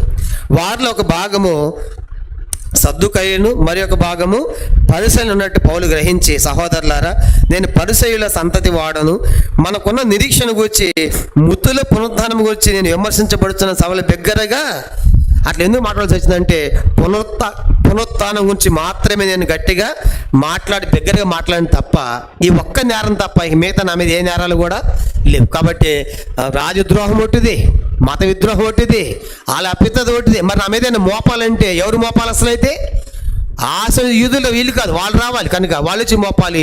అది కూడా లేదు. ఇప్పుడు నేను చేసిన పొరపాటు ఏంటంటే అదొకటి చెప్తున్నాడు. ఒక చిన్న మిస్టేక్ ఏంటంటే నేను గట్టిగా బిగ్గరగా మాట్లాడే. అది ఎందుకు మాట్లాడాల్సి వచ్చింది? ఈ మృతుల పునరుత్థానం గురించి మాట్లాడాల్సి వచ్చింది అని పౌలు గారు ఎంతో క్లారిటీగా చెప్పాడు. చెప్పి ఇప్పుడు ఏం చేస్తున్నాడంటే ఆయన 13 నుంచి 15 వచనాల్లో ఇక్కడ ఒక విషయం రాసుకోవాలి. కాబట్టి ఇప్పుడు ఇక్కడ మరొక సంగతి, ఇవన్నీ ఎవరు చెప్తున్నారు చెప్పండి? ఇవన్నీ ఎవరు చెప్తున్నాడు? పౌలు గారు ఫేలిక్స్ గవర్నర్ చెప్తున్నాడు. ఎవరు చెప్తున్నాడు? గవర్నర్కి ఏమని చెప్తున్నా అంటే ఇప్పుడు ఇది మతము కాదు, ఇది మార్గం అంటున్నాడు. చెప్పండి, ఏమంటున్నాడు? మతము కాదు అంటే ఇండైరెక్ట్గా ఏం చెప్తున్నాడు ఆయనకి? అది మాట్లాడడం ఏంటి? సువార్త చెప్తున్నాడు. పౌలు గారి సమాధానంలో సువార్త. చూసారా ఎంత అద్భుతమైన విషయం. ఆయన సమాధానం చెప్తానే గవర్నర్కి దయ్యం చెప్తున్నాడు. చూడండి, చదువుదాం అన్నమాట. 24 అధ్యాయము చూడండి. 24 అధ్యాయము 13 నుంచి మనం చదువుదాం. 24 అధ్యాయం 13 నుంచి 15 దాకా. 24 అధ్యాయం 13వ వచనం నుండి. మరియు వారు ఇప్పుడు నా మీద మోపిన నేరములను తమకు రుజువుపరచలేరు. ధర్మశాస్త్రం ముందు ప్రవక్తల గ్రంథముల యందు రాయబడినవన్నీ నమ్మి నీతిమంతులకు అనీతిమంతులకు పునరుత్థానము కలుగబోచున్నదని వీరు నిరీక్షించున్నట్టు నేను కూడా దేవుని యందు నిరీక్షణ ఉంచి వారు మతభేదమని పెట్టు ఈ మార్గము చొప్పున నా పితల దేవుని నేను సేవించున్నాను తమరిదుట ఒప్పుకొనుచున్నాను. రాజా చెప్తున్నాడు, వాళ్ళ మీద మోపిన నేరాలు అన్ని వట్టివే. కాబట్టి ఏంటి?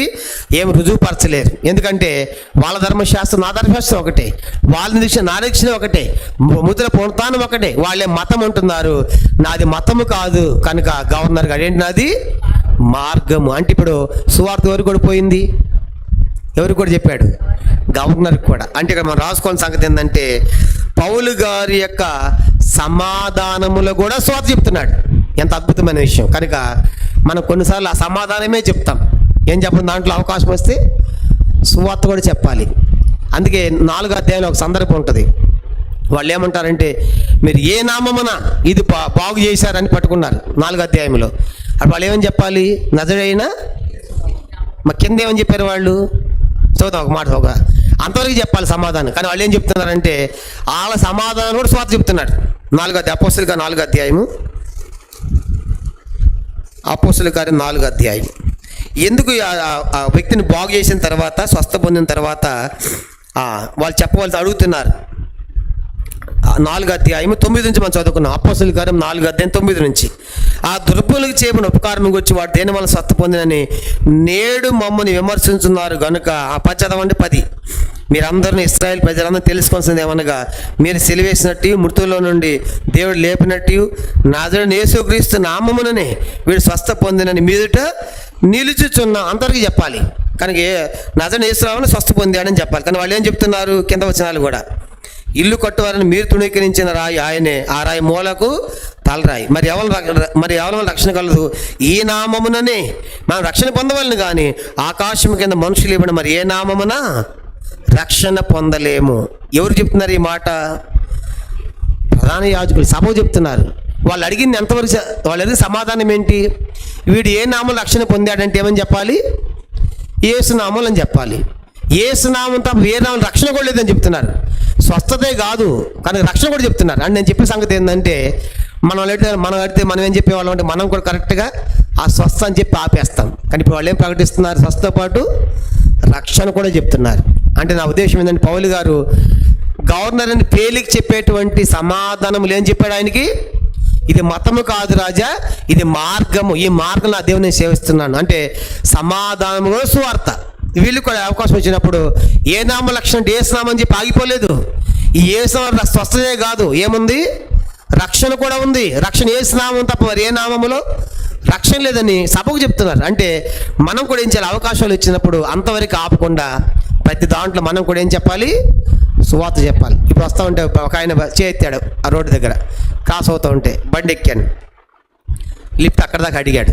సరే ఖాళీ పోతుండగా ఎక్కించుకెళ్తాను అడుగుతూ ఉంటే దిగాను. ప్రభు ఎట్ట సువార్త చెప్పాలని చెప్పి 2 నిమిషాలు మాట్లాడాను.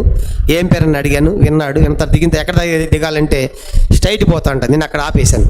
ఆగిన తర్వాత దిగి 1 నిమిషము, యేసు ప్రభు గొప్ప దేవుడు, మన పాపాల గురించి చనిపోయాడు, ఆయన రక్తంలో ఉన్న పాపం కడుకుంటే మనకు పాపక్షేమం ఇస్తాడు, యేసు నమ్మితే మోక్షరాజ్యం. ఓకే థ్యాంక్ యూ అని 2 మాటలు చెప్పేసి వచ్చేసా. కానీ ఇప్పుడు ఒట్టిగా తీసుకొచ్చి దించేస్తే ఎట్లాగు? కానీ ఇప్పుడు మనం చెప్తే వింటారు కూడా.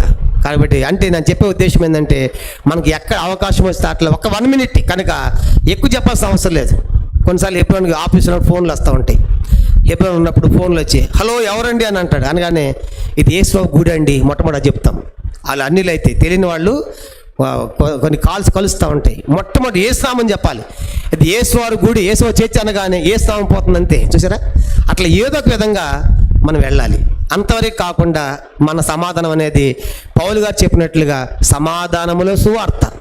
కానీ ఇప్పుడు అందుకే పౌలు గారు ఏమన్నాడు? సువార్త ప్రకటించక పూర్తి చేయండి, ప్రకటించకపోయిన ఏళ్ళ నాకు చెప్పట్లేదు. 1 కొరింథీ పత్రిక 9వ అధ్యాయం ఒకసారి చదువుతాం, చాలా కాలం అయింది. 1 కొరింథీ పత్రిక 9వ అధ్యాయం. పౌలు ఏమంటాడంటే సువార్త ప్రకటించకపోతే నాకేముంది? శ్రమ ఉంది. 9వ అధ్యాయము 16 నుంచి 1 కొరింథీ పత్రిక 9వ అధ్యాయం 16 నుంచి, నేను సువార్తను ప్రకటించున్నను నాకు అతిశయ కారణము లేదు. సువార్తను ప్రకటించవలసిన భారం నా మీద మోపబడి ఉన్నది. అయ్యో నేను సువార్తను ప్రకటించకపోయిన ఎడల నాకు శ్రమ. ఇది నేను ఇష్టపడి చేసిన ఎడల నాకు జీతము దొరుకును. ఇష్టపడకపోయినను గృహ నిర్వాహకత్వము నాకు అప్పగింపడును. అయితే నాకు జీతమేమి? నేను సువార్తను ప్రకటించినప్పుడు సువార్త యందు నాకున్న అధికారమును పూర్ణముగా వినియోగపరచుకొనకుండా సువార్తను ఉచితముగా ప్రకటించుటయే నా జీతం. ఉచితంగా నేను ప్రకటిస్తా, నాకు సందర్భం దొరికిన ప్రతి చోట నేను ప్రకటిస్తా అని పౌలు గారు చెప్పే సంగతి మనం చూస్తాం. ఇప్పుడు ఏంటి పరిస్థితి ఎలాగుందంటే సువార్త ప్రకటిస్తే మనకి ఏమన్నాయి? సువార్త ప్రకటిస్తే మనుషుల ద్వారా మనకు శ్రమలు. చెప్పండి, సువార్త ప్రకటిస్తే సువార్తకి వెళ్ళామనుకోండి, మనుషులు ఏం చేస్తున్నారు? శ్రమ పెడుతున్నారు. సువార్త ప్రకటిస్తే మనుషుల ద్వారా శ్రమ, సువార్త ప్రకటించకపోతే దేవుని ద్వారా మనకి శ్రమ. దేవుడు లెక్క అడుగుతాడు. కాబట్టి చెప్పాలి కదా నువ్వు, 2 శ్రమలే. లోకాన్ని చెప్తే లోకం శ్రమ పెట్టేది, చెప్పపోతే దేవుడు ఒప్పుకోడు. చూసారు, నువ్వు ఒప్పుకోమని చెప్పాడు కదా. కాబట్టి ప్రకటించకపోతే పౌలు గారు శ్రమ అన్నాడు. ప్రకటిస్తేనేమో మనుషుల ద్వారా మనకు శ్రమలు, ప్రకటించకపోతే ఎవరి ద్వారా? దేవుడి ద్వారా మనకు శ్రమ. కాబట్టి ప్రకటించాల్సిందే. కాబట్టి అందుకే మనమే ఈ దినాల్లో ఎట్లా ప్రకటించాలి? మరి ఇన్ని అభ్యంతరాలు మనం చూస్తూ ఉన్నాం. కాబట్టి మనమే పత్రికలుగా ఉండాలి. చెప్పండి, ఎట్లా ఉండాలి? మనమే, మన జీవితమే అన్యులకి, లోకానికి ఒక పత్రికగా, ఒక వెలుగుగా, ఒక ఉప్పులాగా మనం చూసినప్పుడు ఈసారి ఎంత బాగున్నాడు, ఇంత పర్ఫెక్ట్గా ఉంటాడు నీటిలో. కారణం ఏంటి? నా ఆలోచించే విధముగా మనం ఒక పత్రికగా వాళ్ళకి మారాలి. కాబట్టి పౌలు గారు ప్రతి సందర్భంలో సువార్తను ఊపిరిగా చేసుకుని బతికాడు. పౌలు గారు ఊపిరి అంతా ఏంటి? సువార్త. అందుకే నా ప్రాణము పోవడానికి నేను సిద్ధముగా ఉన్నాను అంటాడు పౌలు గారు. కాబట్టి అలాంటి సువార్తలో భారం ఉండాలి, బాధ్యత ఉండాలి. ఇంతేంతో మనకి 21వ అధ్యాయం అయిపోయింది. చూడండి, 10 నుంచి 21 వచ్చాలు మనకి అయిపోయినాయి. ఏం ముగించాము? 24వ అధ్యాయము, అపోస్తలుల కార్యములు 24వ అధ్యాయం. చూడండి, 10వ వచనం నుండి 21వ వచనం వరకు మనం ముగించాం. ఇప్పుడు ఎన్ని సంగతులు అయిపోయింది దీంట్లో? 24వ అధ్యాయంలో మనం ఎన్ని సంగతులు ముగించాం? మొత్తం ఎన్ని ఉన్నాయనుకున్నాం మనము?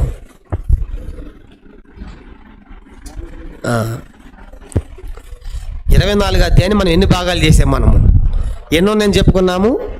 3 భాగాలు. ఎన్ని భాగాలు అయిపోయినాయి ఇప్పుడు మనకి? 2 అయిపోయింది. రెండో భాగంలోనే చాలా పెద్ద లెక్క వెళ్ళిపోయింది. రెండో భాగంలో మనము ఏమని నిర్మించాడు పౌలు గారు తన వాదన అంటే పౌలు వాళ్ళ ఆరంభంలో వ్యత్యాసాలు మనం చూసాం. ఏమనిపించాడు పౌలు గారు? వాళ్ళు మోపిన రాజద్రోహాన్ని ఖండించాడు. ఇంకేం ఖండించాడు? తన వాదనలో మత విద్రోహాన్ని ఖండించాడు. ఇంకేం ఖండించాడు? ఆలయ అపవిత్రతను ఖండించాడు. ఇంకేం చేశాడు? వాళ్ళ బలహీనతను ఎత్తి చూపించాడు. ఇది వినిపించిన పౌలు గారు. నెక్స్ట్ ఆఖరి భాగం కూడా మనం ముగిచేద్దాం. అపోస్తల కార్యములు 24 అధ్యాయం 22 నుంచి 27 దాకా ఆఖరిది మూడో సంగతి. కాబట్టి 24 అధ్యాయము 22వ వచనం నుంచి 27వ వచనం వరకు ఇది మూడో భాగంగా మనం చదువుకుంటాం. కానీ ఇప్పుడు పౌలు గారు దీనికి ఒక టైటిల్ రాసుకుందాము. దీన్ని కూడా తీర్పు చెప్పడంలో విఫలమైన ఫేలిక్స్. దీనికి ఇచ్చే టైటిల్ ఏంటంటే తీర్పు చెప్పడంలో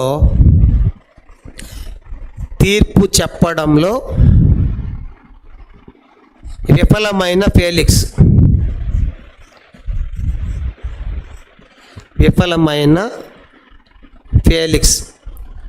ఇప్పుడు ఫేలిక్స్ గవర్నర్ గారు 2 విన్నాడా లేదా? ఎవరిది విన్నాడు? మొట్టమొదట యూదుల యొక్క వర్షను అననీయాది, తర్వాత న్యాయవాది తెర్తులది, నెక్స్ట్ మత పెద్దలు చెప్పింది విన్నాడు. నెక్స్ట్ వాళ్ళు చెప్పినట్టు కౌంటర్ పౌలు గారు చెప్పినవి కూడా విన్నాడు. విన్న తర్వాత ఇప్పుడు ఏం చేయాలి? విన్న తర్వాత తీర్పు ఏం చేయాలి? జడ్జిమెంట్ ప్రకటించాలి. కానీ తీర్పు చెప్పడం వల్ల ఏం చేస్తున్నాడని చూడండి. 24 అధ్యాయము అపోస్తల కార్యములు 24 అధ్యాయం 22వ వచనం 24-22. ఫేలిక్స్ ఈ మార్గమును గూర్చి బాగుగా ఏ మార్గము చెప్పండి? మార్గం అంటే ఏంది? యేసు మార్గం. అదే మార్గం అంటే. చూసారా ఇప్పుడు ఫేలిక్స్కి ఏమని చెప్పాడు? మతము కాదు ఇది మార్గం అని చెప్పాడు. కానీ ఇప్పుడు మా ఫేలిక్స్ కూడా ఏమర్థమైంది? ఇది మతము కాదు, ఇది మార్గం అని ఫేలిక్స్కి అర్థమైంది. కనుక ఫేలిక్స్ ఈ మార్గం గురించి బాగా ఎరిగిన వాడై సహస్రాధిపతి లూసియా వచ్చినప్పుడు మీ సంగతి నేను విచారించి తెలుసుకుందని చెప్పి విమర్శ నిలుపు చేశాను. కాబట్టి ఇప్పుడు ఎవరు కావాలంటే సహస్రాధిపతి ఉన్నాడు కదా, లూసియా ఉన్నాడు కదా, ఆయన వచ్చినప్పుడు చెప్తానని అంటున్నాడు. ఇప్పుడు ఇదంతా మనం ఆలోచిస్తూ ఉంటే పౌలు గారు కైసరికి వెళ్ళాలి అనే దేవుని యొక్క ఉద్దేశమా కాదా? ముందు చెప్పాడు 23 అధ్యాయం 11 వచనం చూడండి. అది జరుగుతూ ఉంది. 23 అధ్యాయం 11 వచనం అపోస్తల కార్యం 23:11.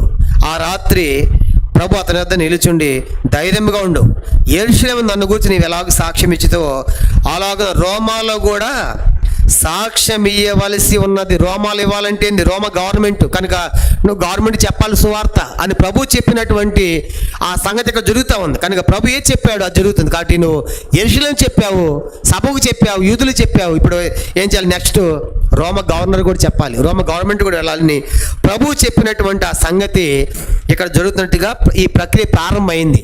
ప్రభు యొక్క ఉద్దేశము ప్రారంభమైంది. కాబట్టి ఇప్పుడు మొట్టమొదట ఫేలిక్స్ గవర్నర్ చెప్పాడు.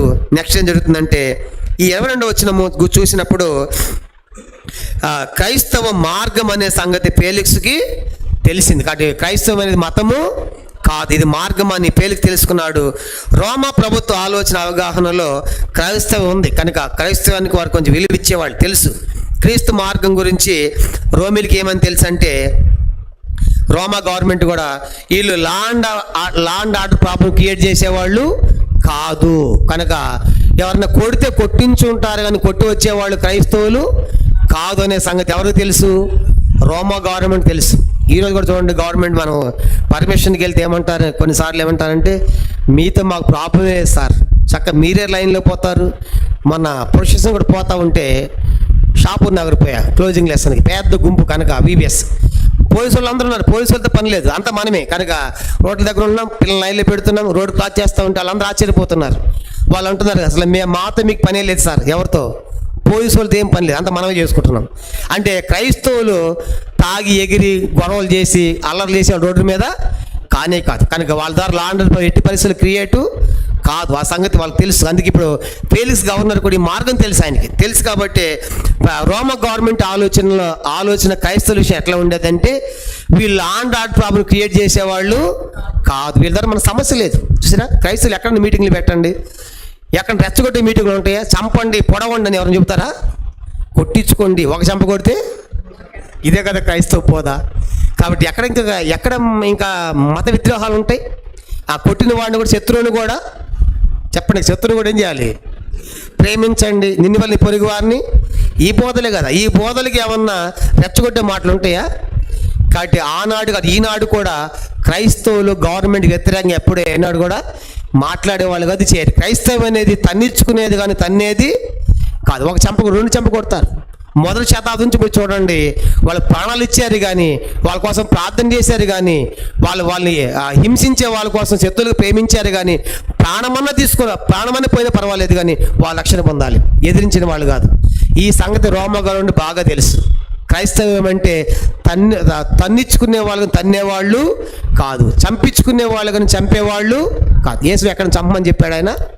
అవసరమైతే మనం చనిపోయినా పర్వాలేదు, కానీ అందుకే పోవాలన్నా కదా, దేవ సంబంధం లేదు, చనిపోయినా పర్వాలేదు. కాబట్టి క్రైస్తవ్యం ద్వారా ఎట్టి పరిస్థితుల్లో కూడా లోకానికి మేలుగా నష్టమేమీ లేదు. కాబట్టి క్రైస్తవం ఎంత గొప్ప సేవ కూడా జరిగింది కనుక, పేదలకు, అనాథలకు, కనుక కుష్ఠోగులకి, పేదలకు ఎంతమందికి కనుక క్రైస్తవం ఎంత సహాయం చేసింది. కాబట్టి మనం చరిత్ర అంతా చూసుకుంటూ వస్తే క్రైస్తవం ద్వారా మేలే కానీ లోకానికి, ప్రపంచానికి నష్టం ఎక్కడ వాటిల్ల విషయము మరోసారి మనం జ్ఞాపకం చేసుకోవాలి. అందుకే ఇప్పుడు ఇతనికి ఇది మార్గం అని తెలుసు, కాబట్టి వీళ్ళ ద్వారా ప్రాబ్లం లేదని తెలుసు. మరి ఇప్పుడు తీర్పు ఇవ్వాలి కదా, చెప్పండి. తీర్పు ఇవ్వచ్చు కానీ వాయిదా వేశాడు. చెప్పండి, ఏంటంటే తీర్పు రెండు విన్న తర్వాత ఎందుకు వాయిదా వేశాడంటే, చెప్పండి, వాది ఉన్నాడు, ప్రతివాది ఉన్నాడు. నెక్స్ట్ ఇప్పుడు ఎవరు రావాలంట? లూసీ వచ్చినప్పుడు అంటానులే అన్నాడు. లూసీ లెటర్ పంపించి లెటర్ కూడా ఉంది. మరి వీటన్నీ ఉన్నప్పుడు ఎందుకు వాయిదా వేశాడు? ఎందుకు తీర్పులు వాయిదాలు వేస్తారంటే, ఒక వ్యక్తికి అన్యాయం ఎట్టి పరిస్థితుల్లో జరగకూడదు. కాస్త లేట్ అయినా పర్వాలేదు కానీ న్యాయమే చెప్పాలి, న్యాయమే గెలవాలి. ఆ ఉద్దేశం కోసమే వాయిదాల మీద వాయిదాలు వేస్తూ ఉంటారు. కనుక వాయిదాలు ఎందుకు? మనుషులు, ఎందుకంటే ఈ జడ్జి కూడా మనిషే కాబట్టి 2 చెప్పారు. కానీ మరి దేవుడు జడ్జిమెంట్ ఇవ్వాలనుకోండి, దేవుడు కూడా వాయిదాలు వేస్తాడా? వెంటనే ఇచ్చేస్తాడా? చెప్పండి. దేవుడు తీర్పు ఇవ్వాలనుకుంటే దేవుడికి కూడా వాయిదాలు కావాలా? డైరెక్ట్గా ఇవ్వచ్చా? డైరెక్ట్ ఇస్తాడు, ఆయనకి ఏం అవసరం లేదు. యోబు గ్రంథం ఒక మాట చదువు. యోబు గ్రంథం 34 అధ్యాయం. దేవునికి ఏమి వాది ప్రతివాదన అవసరం లేదు, ఆయనకి అన్నీ తెలుసు కనుక ఆయన డైరెక్ట్ ఇచ్చేస్తాడు. యోబు గ్రంథం 34 అధ్యాయం 23-24 వచనాలు. యోబు గ్రంథం 24 అధ్యాయం మనం చదువుకుందాము. 23వ వచనం. యోబు గ్రంథం 34 అధ్యాయం, క్షమించండి, యోబు గ్రంథం 34 అధ్యాయము, జోబ్ చాప్టర్ 34 verse 23 and 24. 34 అధ్యాయం 23-24 వచనాలు కలిసి చదవండి. ఒకడు న్యాయ విమర్శలకు రాకముందు బహుకాలము అతనిని విచారించే దేవునికి అగత్యం లేదు. దేవుడు ఎక్కువ ఆలోచించాల్సిన అవసరం లేదు దేవునికి. ఎందుకు? 24 విచారణ లేకుండానే బలవంతులను ఆయన నిర్మూలము చేయుచున్నాడు, వారి స్థానమున ఇతరులను నియమించిన. దేవునికి బహుకాలం అవసరం లేదు కనుక దేవుడు న్యాయవిమర్శలకు రాకుండా ఎక్కువ కాలం విచారించాల్సిన దేవునికి అవసరము లేదు. కాబట్టి అంటే మనుషుల్లాగా దేవుడు వాయిదాలు వేసిన పని లేదనే విషయం మనకు జ్ఞాపకం చేయబడతా ఉంది. కాబట్టి దేవునికి విచారణ చేయవలసిన అవసరం లేదు, ఆయనకు అన్నీ తెలుసు. కాబట్టి భూమి ఆకాశాలు కూడా సాక్ష్యం ఇవ్వాల్సిన పని లేదు దేవునికి. భూమి వచ్చి ఆకాశ సాక్షులకు పెట్టాడు కానీ అవి కూడా సాక్ష్యం చెప్పాల్సిన పని లేదు దేవునికి. ఎందుకు? ఆయనకి అన్నీ కూడా తెలుసు కాబట్టి. కాబట్టి ఇప్పుడు పౌలు గారు ఏమంటున్నాడంటే, ఆ క్లౌసియా లూది వచ్చినప్పుడు తీర్పు చెప్తాను అన్నాడు కదా. ఆ క్లౌసియా లూది ఏమన్నాడు? 24 అధ్యాయము చూడండి 6వ వచనం. అపోస్తలుల కార్యం 24 అధ్యాయము అపోస్తలుల కార్యం 24 అధ్యాయము 6-8 వచనాల్లో కనుక వాళ్ళు మోపిన నేరము, క్షమించండి, 23వ అధ్యాయము 26 నుంచి 30 దాకా మీరు చదవండి. తర్వాత ఇక్కడ క్లౌసియా లూసియా పంపించిన సంగతి ఇక్కడ రాయబడుతుంది.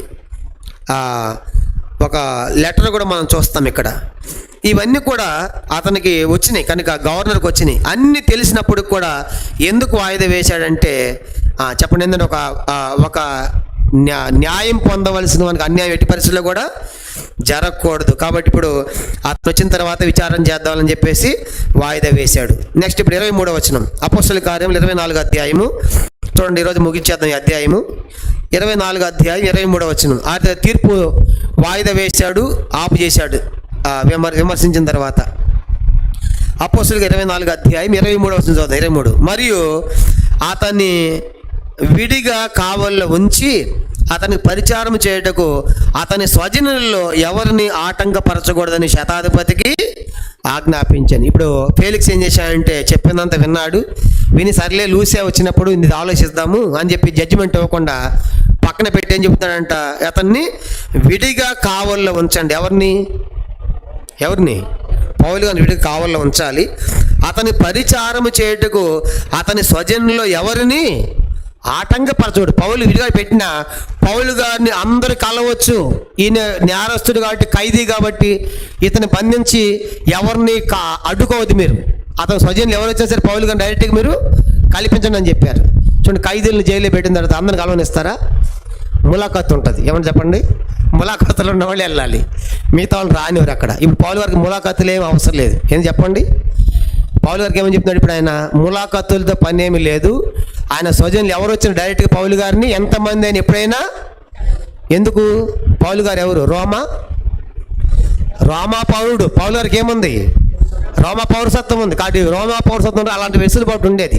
ఎన్నోసార్లు చెప్తాను మీకు, పౌలు గారికి రోమా పౌరసత్వం ఉంది. కాబట్టి అందుకే పౌలు గారిని ఎవరైనా కలవచ్చు, ఎప్పుడైనా కలవచ్చు. ఆయన ఖైదీగా విడిగా పెట్టండి, అతనే ఇబ్బంది పెట్టొద్దు. కానీ ఎవరు వచ్చినా సరే అందరూ కూడా పౌలు గారిని కలుసుకునేటువంటి వెసులుబాటు కల్పించాడు ఆ యొక్క ఫేలిక్స్. అలా చెప్పాడన్నమాట. ఇప్పుడు ప్రశ్న ఏంటంటే, పౌలు గారు ఎక్కడున్నారు? ఇప్పుడు పౌలు గారు ఎక్కడున్నాడు? కైసరలో ఉన్నాడు. ఎక్కడున్నాడు చెప్పండి. ఇప్పుడు కైసరలో పౌలు గారు తెలిసిన వాళ్ళు ఎవరున్నారు? ఆలోచించండి. కైసరలో పౌలు గారు ఉన్నాడు. ఇప్పుడు పౌలు ఏమని చెప్పాడు ఆయన? కైసరలో పౌలు గారు ఉన్నాడు కాబట్టి పౌలు గారిని ఆయన స్వజనులు తెలిసిన వాళ్ళు వచ్చి కలవచ్చు అని చెప్పాడు. ఎవరైనా కైసరలో పౌలు గారు తెలిసిన వాళ్ళు ఉన్నారా? వెనక సందర్భాలు మీకు చెప్పాను నీకు, కాస్త ఆలోచించండి. కైసరలో ఎక్కడ దిగారు వాళ్ళు? అందరూ మర్చిపోయారు. కైసరలో పౌలు గారు దిగాడు ఒక ప్లేస్లో. ఆయన 4 కుమార్తెలు ప్రవచించేవారు. అది చెప్తే కానీ చెప్పరన్నమాట. అది ఎవరింట్లో దిగింది ఆయన? సరే, అపోస్తల కార్యములు చూడండి. అపోస్తల కార్యములు 21వ అధ్యాయం. ఆయన చేసే ప్రయాణాల్లో పౌలు గారు కైసరు వచ్చాడు. అలాంటి ముందు 21వ అధ్యాయము 7-8 వచనాలు.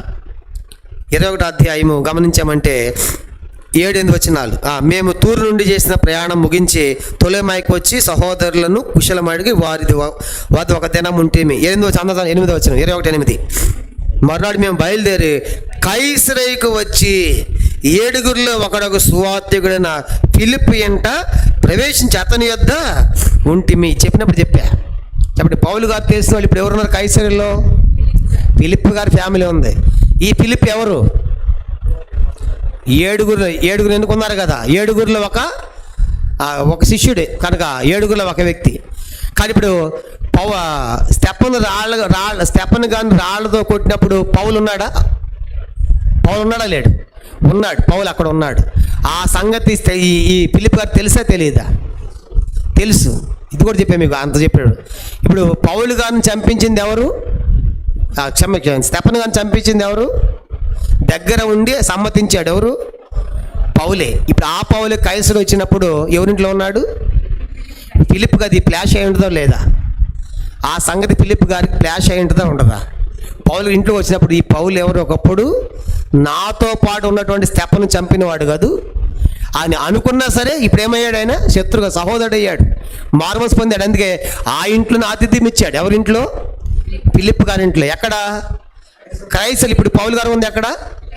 కైసలు. ఇప్పుడు పౌలు గారికి స్వజనులు అంటే ఎవరు? తెలిసిన వాళ్ళు ఎవరు ఉండాలి ఇప్పుడు? బహుశా ఉంటే ఫిలిప్ గారే ఉండాలి. కాబట్టి ఫిలిప్ ఫ్యామిలీ ఉండాలి. ఇంక వీళ్ళు కాకుండా ఇక మిగతా క్రైస్తవులు కూడా ఉన్నారు కాబట్టి వాళ్ళంతా వచ్చి పౌలు గారు ఏం చేయవచ్చు? కైసలలో కలవచ్చు. అది చెప్పాడు. ఇప్పుడే మనం చదువుకుంది అది. కాబట్టి అతనికి ఏమీ అబ్జెక్షన్స్ పెట్టలేదు, ములాఖాతులు ఏం అవసరం లేదు.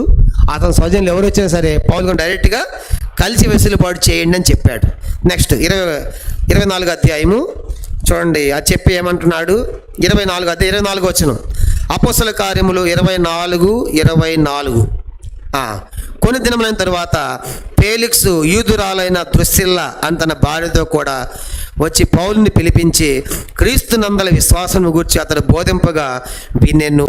కాబట్టి ఇప్పుడు కొన్ని దినమైన తర్వాత మళ్ళా ఫేలిక్స్ ఏం చేశాడంట? యూదురాలైన ద్రుసిల్లను తన భార్యతో కూడా వచ్చి పౌలుని పిలిపించి క్రీస్తు విశ్వాసం అతడు బోధింపగా వినెను. ఇంతకుముందు కూడా చెప్పాను, ఇప్పుడు ఫేలిక్స్ యొక్క భార్య ఎవరంట? దృశ్యలు. ఎవరేమే? యూదురాలు. చెప్పండి, ఎవరంట? యూదురాలు కాబట్టి కాస్తో కోస్తో ధర్మశాస్త్రం అవగాహన ఉంటుందా ఉండదా?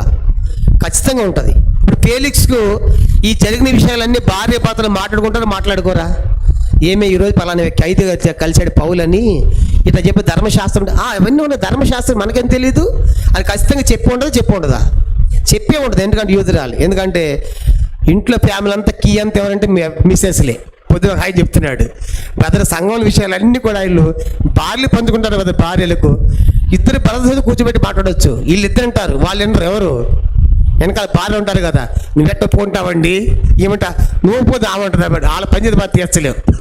పొద్దున్న చెప్పే సంగతి ఏంటంటే ఇద్దరు బాధ్యత కలిగిన వాళ్ళు సంఘం విషయాలు ఎవరు చెప్తున్నారు అంటే పోయి భార్యలు చెప్తున్నాడు. భార్యలు చెప్తే ఆ భార్యలు మనం ఎక్కడ కంట్రోల్ చేస్తాం బ్రదర్ అంటాడు ఆయన.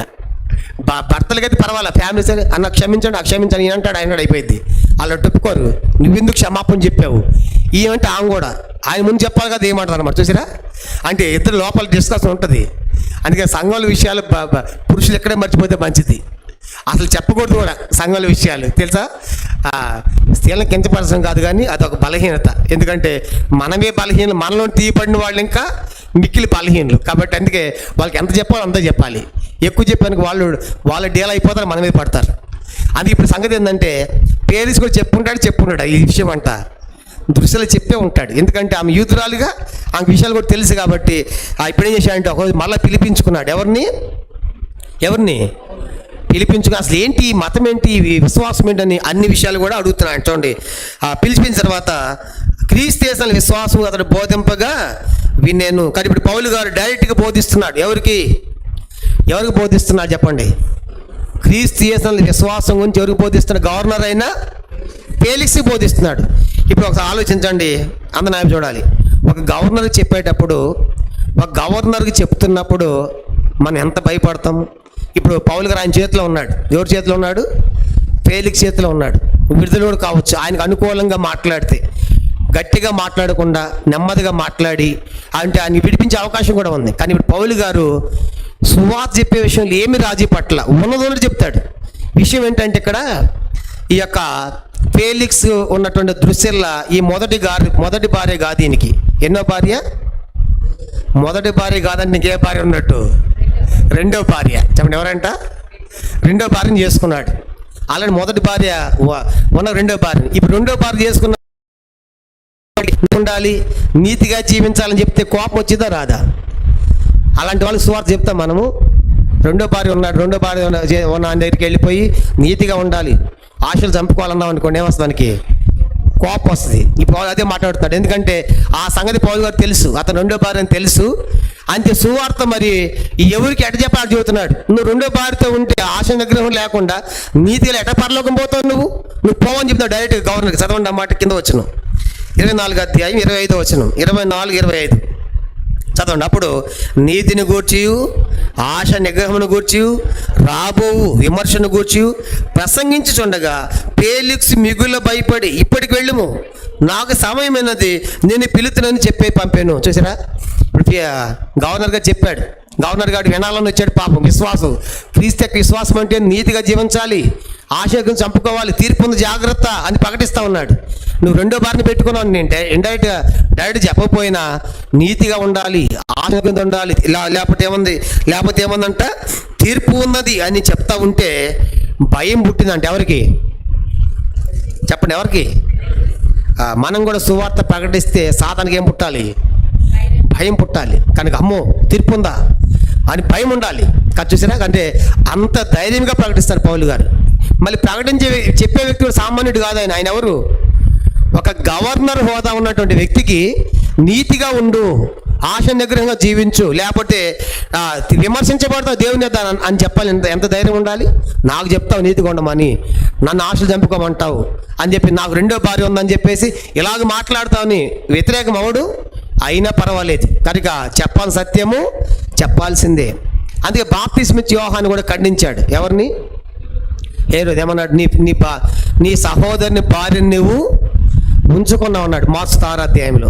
ఆ మాట అన్నందుకు కక్ష కట్టారండి. కానీ ఎవరి మీద? యోహాను మీద. మమ్మల్ని ఖండిస్తావా? మమ్మల్ని గద్దిస్తావా? కానీ టైం కాసుకున్నారు. ఆ జనం రాని వచ్చింది, నాట్యం చేసింది హేరోదియ. లోపలే మమ్మీ ఏం కావాలి అడుగుతున్నాడు అంటే, ఇంకేం అడుగుతావు, ఆయన వద్దంటాడు కదా రెండో భార్య, ఆయన తల తీసుకొని రాపో. ఎవరిది? యోహాను. చూసారా, ఖండించేందుకు తల ఖండించేశారు. చూసారా ఎంత ఘోరం. కనుక ఎందుకు తల తీసేంత అవసరం ఏముంది? నీ సహోదరం భార్య ఉంచుకున్నావు అందో తల తీసేశారు. అదే కారణం. ఇప్పుడు కూడా పౌలు గారికి కూడా నీకు రెండో భార్య ఉంది, నువ్వు ఆశ నిగ్రహంతో ఉండాలి, నీతిగా జీవించాలి, లేకపోతే విమర్శ ఉందని చెప్పాలంటే ఎంత ధైర్యం ఉండాలి పౌలు గారికి? పౌలు లోపల ఎంత ధైర్యం లేక ఆ మాట చెప్పాలి? అంత యెషయా 40 అధ్యాయంలో సువార్త ప్రకటించుదాన్న సియోను కుమారి బలముగా ప్రకటించి భయపడక ప్రకటించి. అమ్మో ఏమనుకుంటారు, సువార్త ఏమనుకునేది లేదు, తప్పైది తప్పే, సహోదర పంచుకోవడం తప్పే, చెప్పాల్సిందే.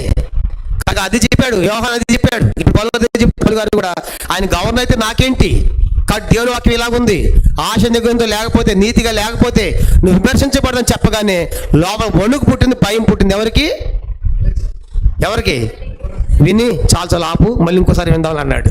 చూసారా, తన పొరపాట్లను తెలుస్తూ ఉంటే సువార్తలో అంగీకరించటల్లా, నాకు సమయం అయిపోయింది ఇంకోసారి వింటాలంటున్నాడు. అంటే ఇదే సమయం అయిపోవటం కాదు, ఇదే మిక్కిలి అనుకూలమైన సమయం, నేడే రక్షణ దినం. కాబట్టి అంటే ఏమంటున్నాడు, దాన్ని మళ్ళీ పోస్ట్పోన్ చేస్తా ఉన్నాడు, ఇంకోసారి చూద్దామని అంటున్నాడు, ఇంకోసారి విందామని అంటున్నాడు. ఎందుకు? భయం పుట్టింది.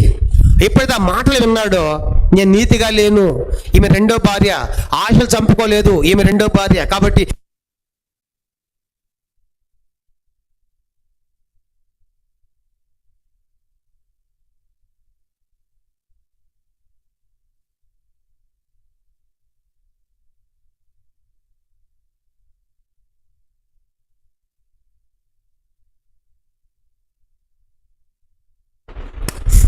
ఆ రీతిగా మనం గమనించామంటే పౌలు గారు కూడా ఇప్పుడు ఆ నీతిని గురించి, ఆశ నిగ్రహం గురించి, తీర్పు గురించి ప్రసంగిస్తూ ఉంటే, ఫేలిక్స్ యొక్క భార్య భర్త ఇద్దరు కూడా నీతి లేదు, ఆశ నిగ్రహం కూడా లేదు. కాబట్టి ఇప్పుడు వాళ్ళకి ఇద్దరికి ఏమని చెప్పండి, తీర్పు ఉంది అని ప్రకటించాడు.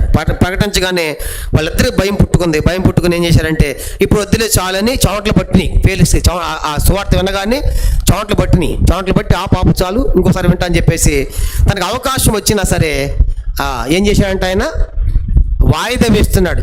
ప్రభుని అంగీకరించే వాయిదా వేసి మళ్ళీ ఇంత అంటున్నాడు. కాబట్టి మనం కూడా సువార్త ప్రకటించే వాళ్ళు కానీ, సేవకులు కానీ పసలేని ప్రసంగాలు చేయకూడదు.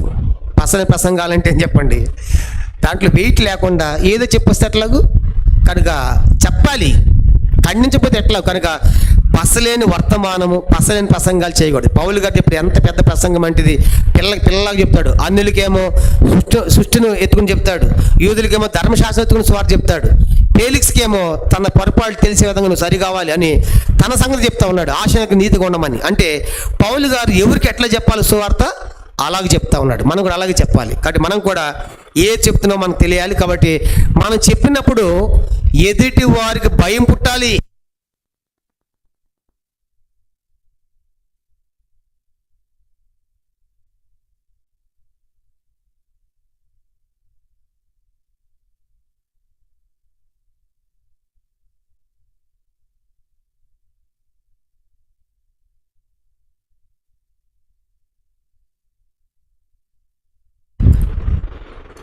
ఒక 5 minutesలో మనం ముగిచేద్దాం, ఈ అధ్యాయం అయిపోతుంది ఈరోజుతో. ఇప్పుడు పౌలు గారు చెప్తే ఫేలిక్స్ ఏం పుట్టింది చెప్పండి, భయం పుట్టింది. సువార్త చెప్పింది సువార్తే, నీతిగా ఉండు, ఆశనగ్రహం ఉండాలి, విమర్శ ఉందని. అందుకే సువార్త చెప్పినప్పుడు ఎదుటి వాళ్ళు గుచ్చుకోవాలి. ఎక్కడ జరిగింది ఇది చెప్పండి?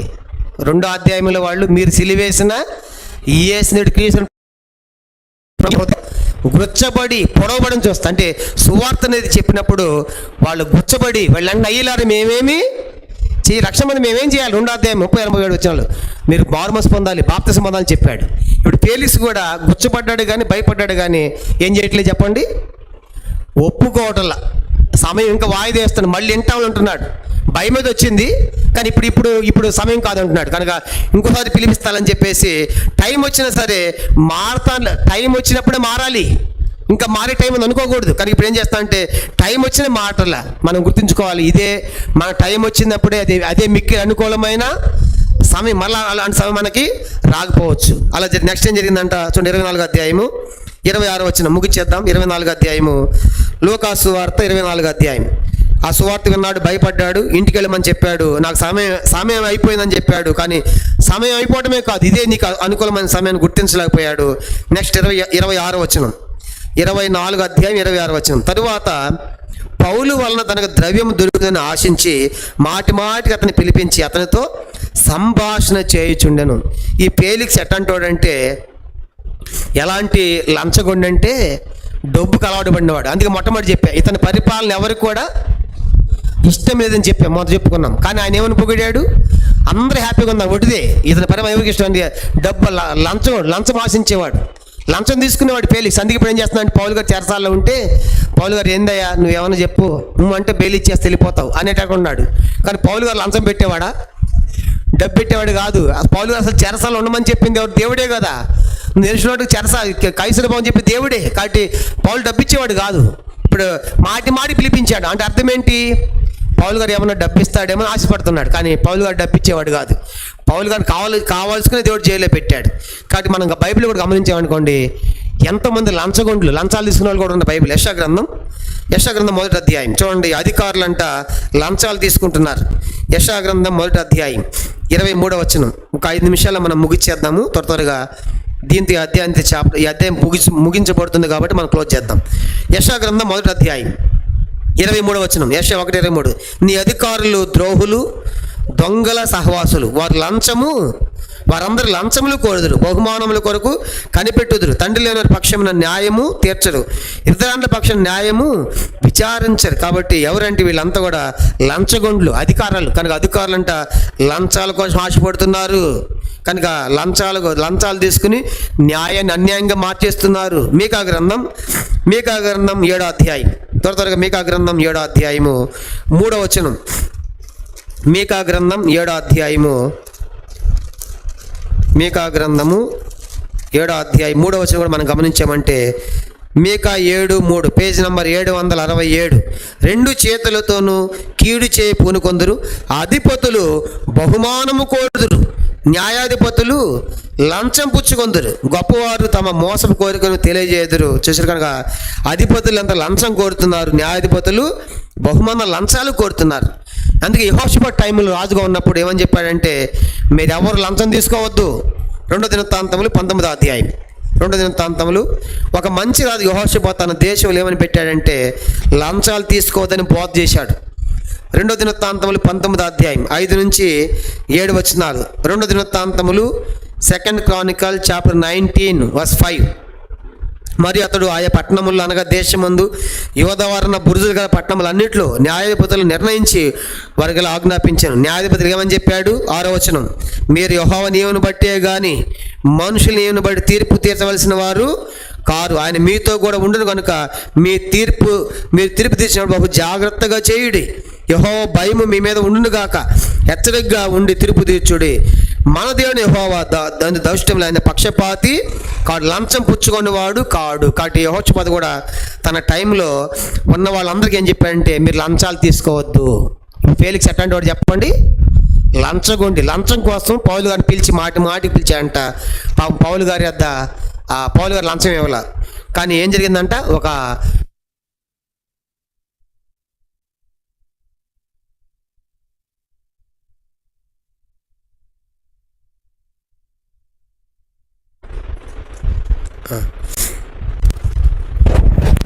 ఆఖరిగా చూడండి, ఆమోసు గ్రంథం చదువుదాం. 5వ అధ్యాయం 2 వచనం మనం చదివి ముగిచ్చేద్దాం. ఆఖరిగా ఆమోసు గ్రంథం.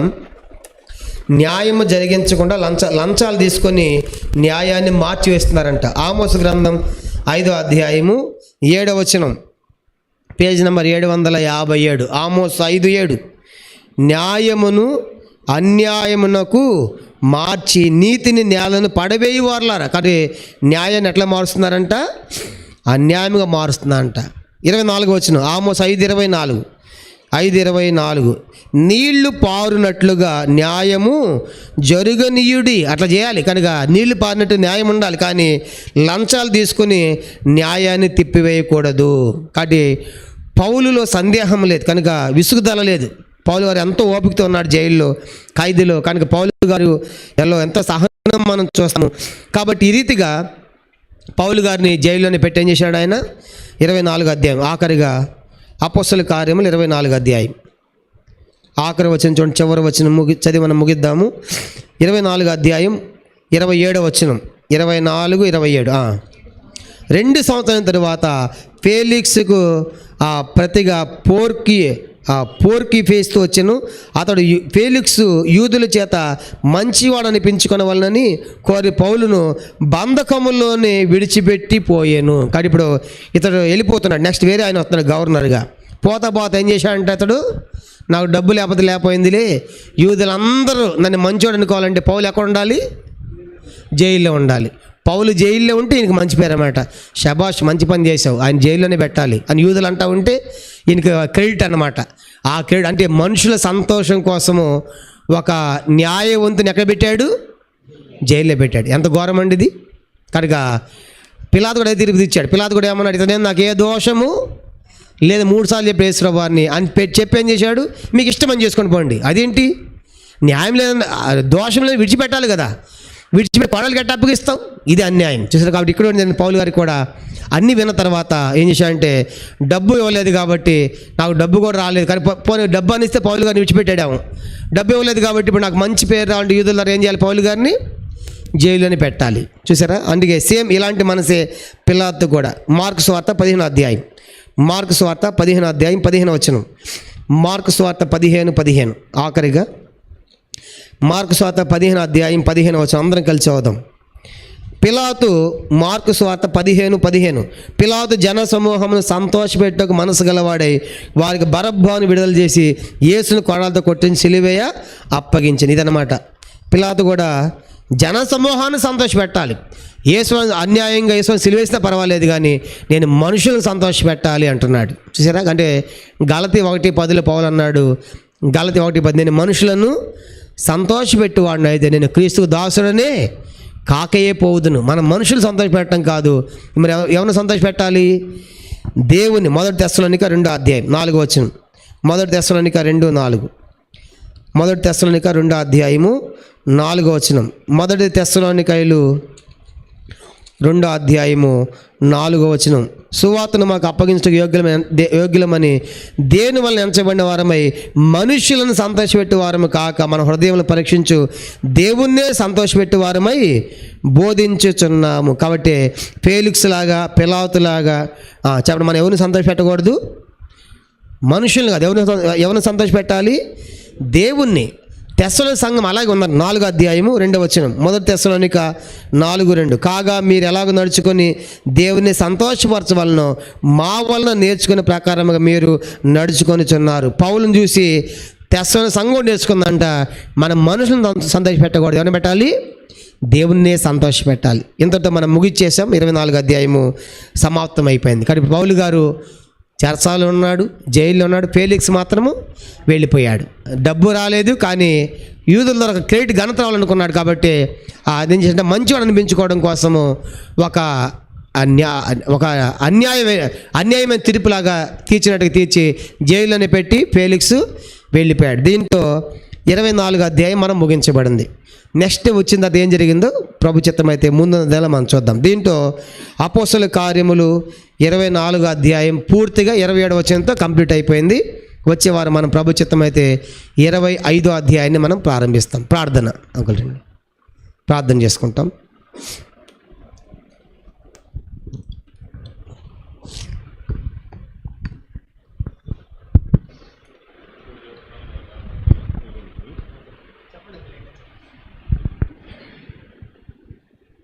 ఒక మాట,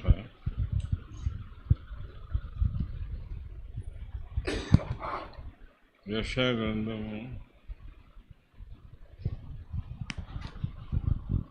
49 అధ్యాయం, యెషయా 49 18 వచనం. నేను రేపు ఏ ఊరేది ఆత్మకూరు మినిస్ట్రీకి పోతాండాం. ఏం చెప్పాలి ప్రభావం మాట చెప్పాలంటే దేవుడు నాకు ఈ వాక్యం ఇచ్చినాడు. మీరు కూడా చూడండి. నేను నోట్ చేసి పెట్టిన, కన్నులెత్తి నలుదిశలా చూడుము, వీరందరూ కూడుకొనుచు నీ యొద్దకు వచ్చుచున్నారు. నీవు వీరినందరినీ ఆభరణముగా ధరించుకొందువు. పెండ్లి కుమార్తె వడ్డాణము ధరించుకొనున్నట్లు నీవు వారిని అలంకారంగా ధరించుకొందువు. నా జీవము తోడని ప్రమాణం చేయుచున్నానని యెహోవా సెలవిచ్చుచున్నాడు. కాబట్టి ఈ వాక్యానుసారంగా దయచేసి 18వ వచనం మీరందరూ కూడా ధ్యానించాల్సిందిగా మనవి. ధ్యానిస్తే ఏదన్నా ఒకటి రెండు మాటలు వీరందరూ కూడుకొనుచు నీ యొద్దకు వచ్చుచున్నారు. వచ్చేవారు ఊరికే రావడం లేదు, పెండ్లి కుమార్తె వడ్డాణం ధరించుకున్నట్టుగా. కనుక దేవుని సువార్త విత్ అథారిటీ, రక్షణ సువార్త ఎప్పుడే కానీ ఇట్లా నాసిరకంగా ఉండకూడదు.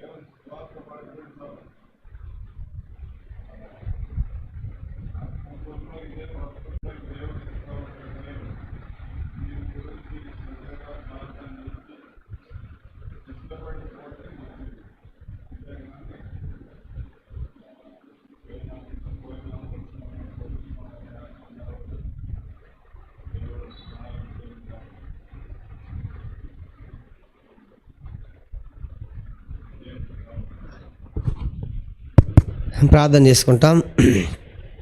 పరలోకమందున్న మా తండ్రి, పరిశుద్ధ దేవ మీకు స్తోత్రాలు. ఈ రాత్రికాల సమయంలో మీరు ఇచ్చిన పరిశుద్ధ లేఖనాలకే వందనాలు. దయలు మా తండ్రి, మరి తన వాదన పౌలు గారు వినిపించిన సంగతి మేము ధ్యానించాము.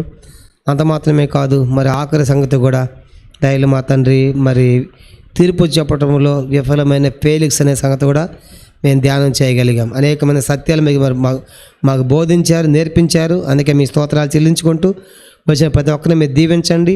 మీ దీవెనతో మీ ఆశీర్వాదాలు దింపి నడిపించమని, సహాయపడమని, భవిష్యత్ సేవగా సిద్ధపరచమని మరోసారి ప్రభా, మరి 24-25 తారీఖుల్లో తను బయలుదేరి ఆత్మకూరుకు వెళ్తున్నాం. మరి శుక్రవారం రాత్రి బయలుదేరి శనివారం చేరుకుని అక్కడ స్వార్థ ప్రకటన సమయం కూడా ఎంత మేలుకరంగా చేయమని ప్రార్థన చేస్తున్నాం. ద్వారాలు తెరవండి, ఆటంకాలు తొలగించండి, రక్షణ మార్గం మీరు సుగమం చేయమని ప్రార్థిస్తూ నీకు అప్పగించుకుంటూ వందనాలు చెల్లిస్తూ యేసుక్రీస్తు వారి పరిశుద్ధమైన నామములో ప్రార్థించి స్తుతించి అతి వినమ్రగా వేడుకొనుచున్నాము తండ్రి.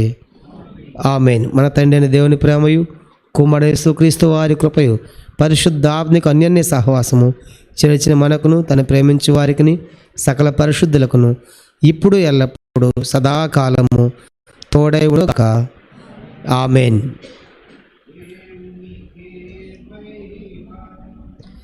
దేవునికే మహిమా యుగ యుగములకు కలుగునుగాక.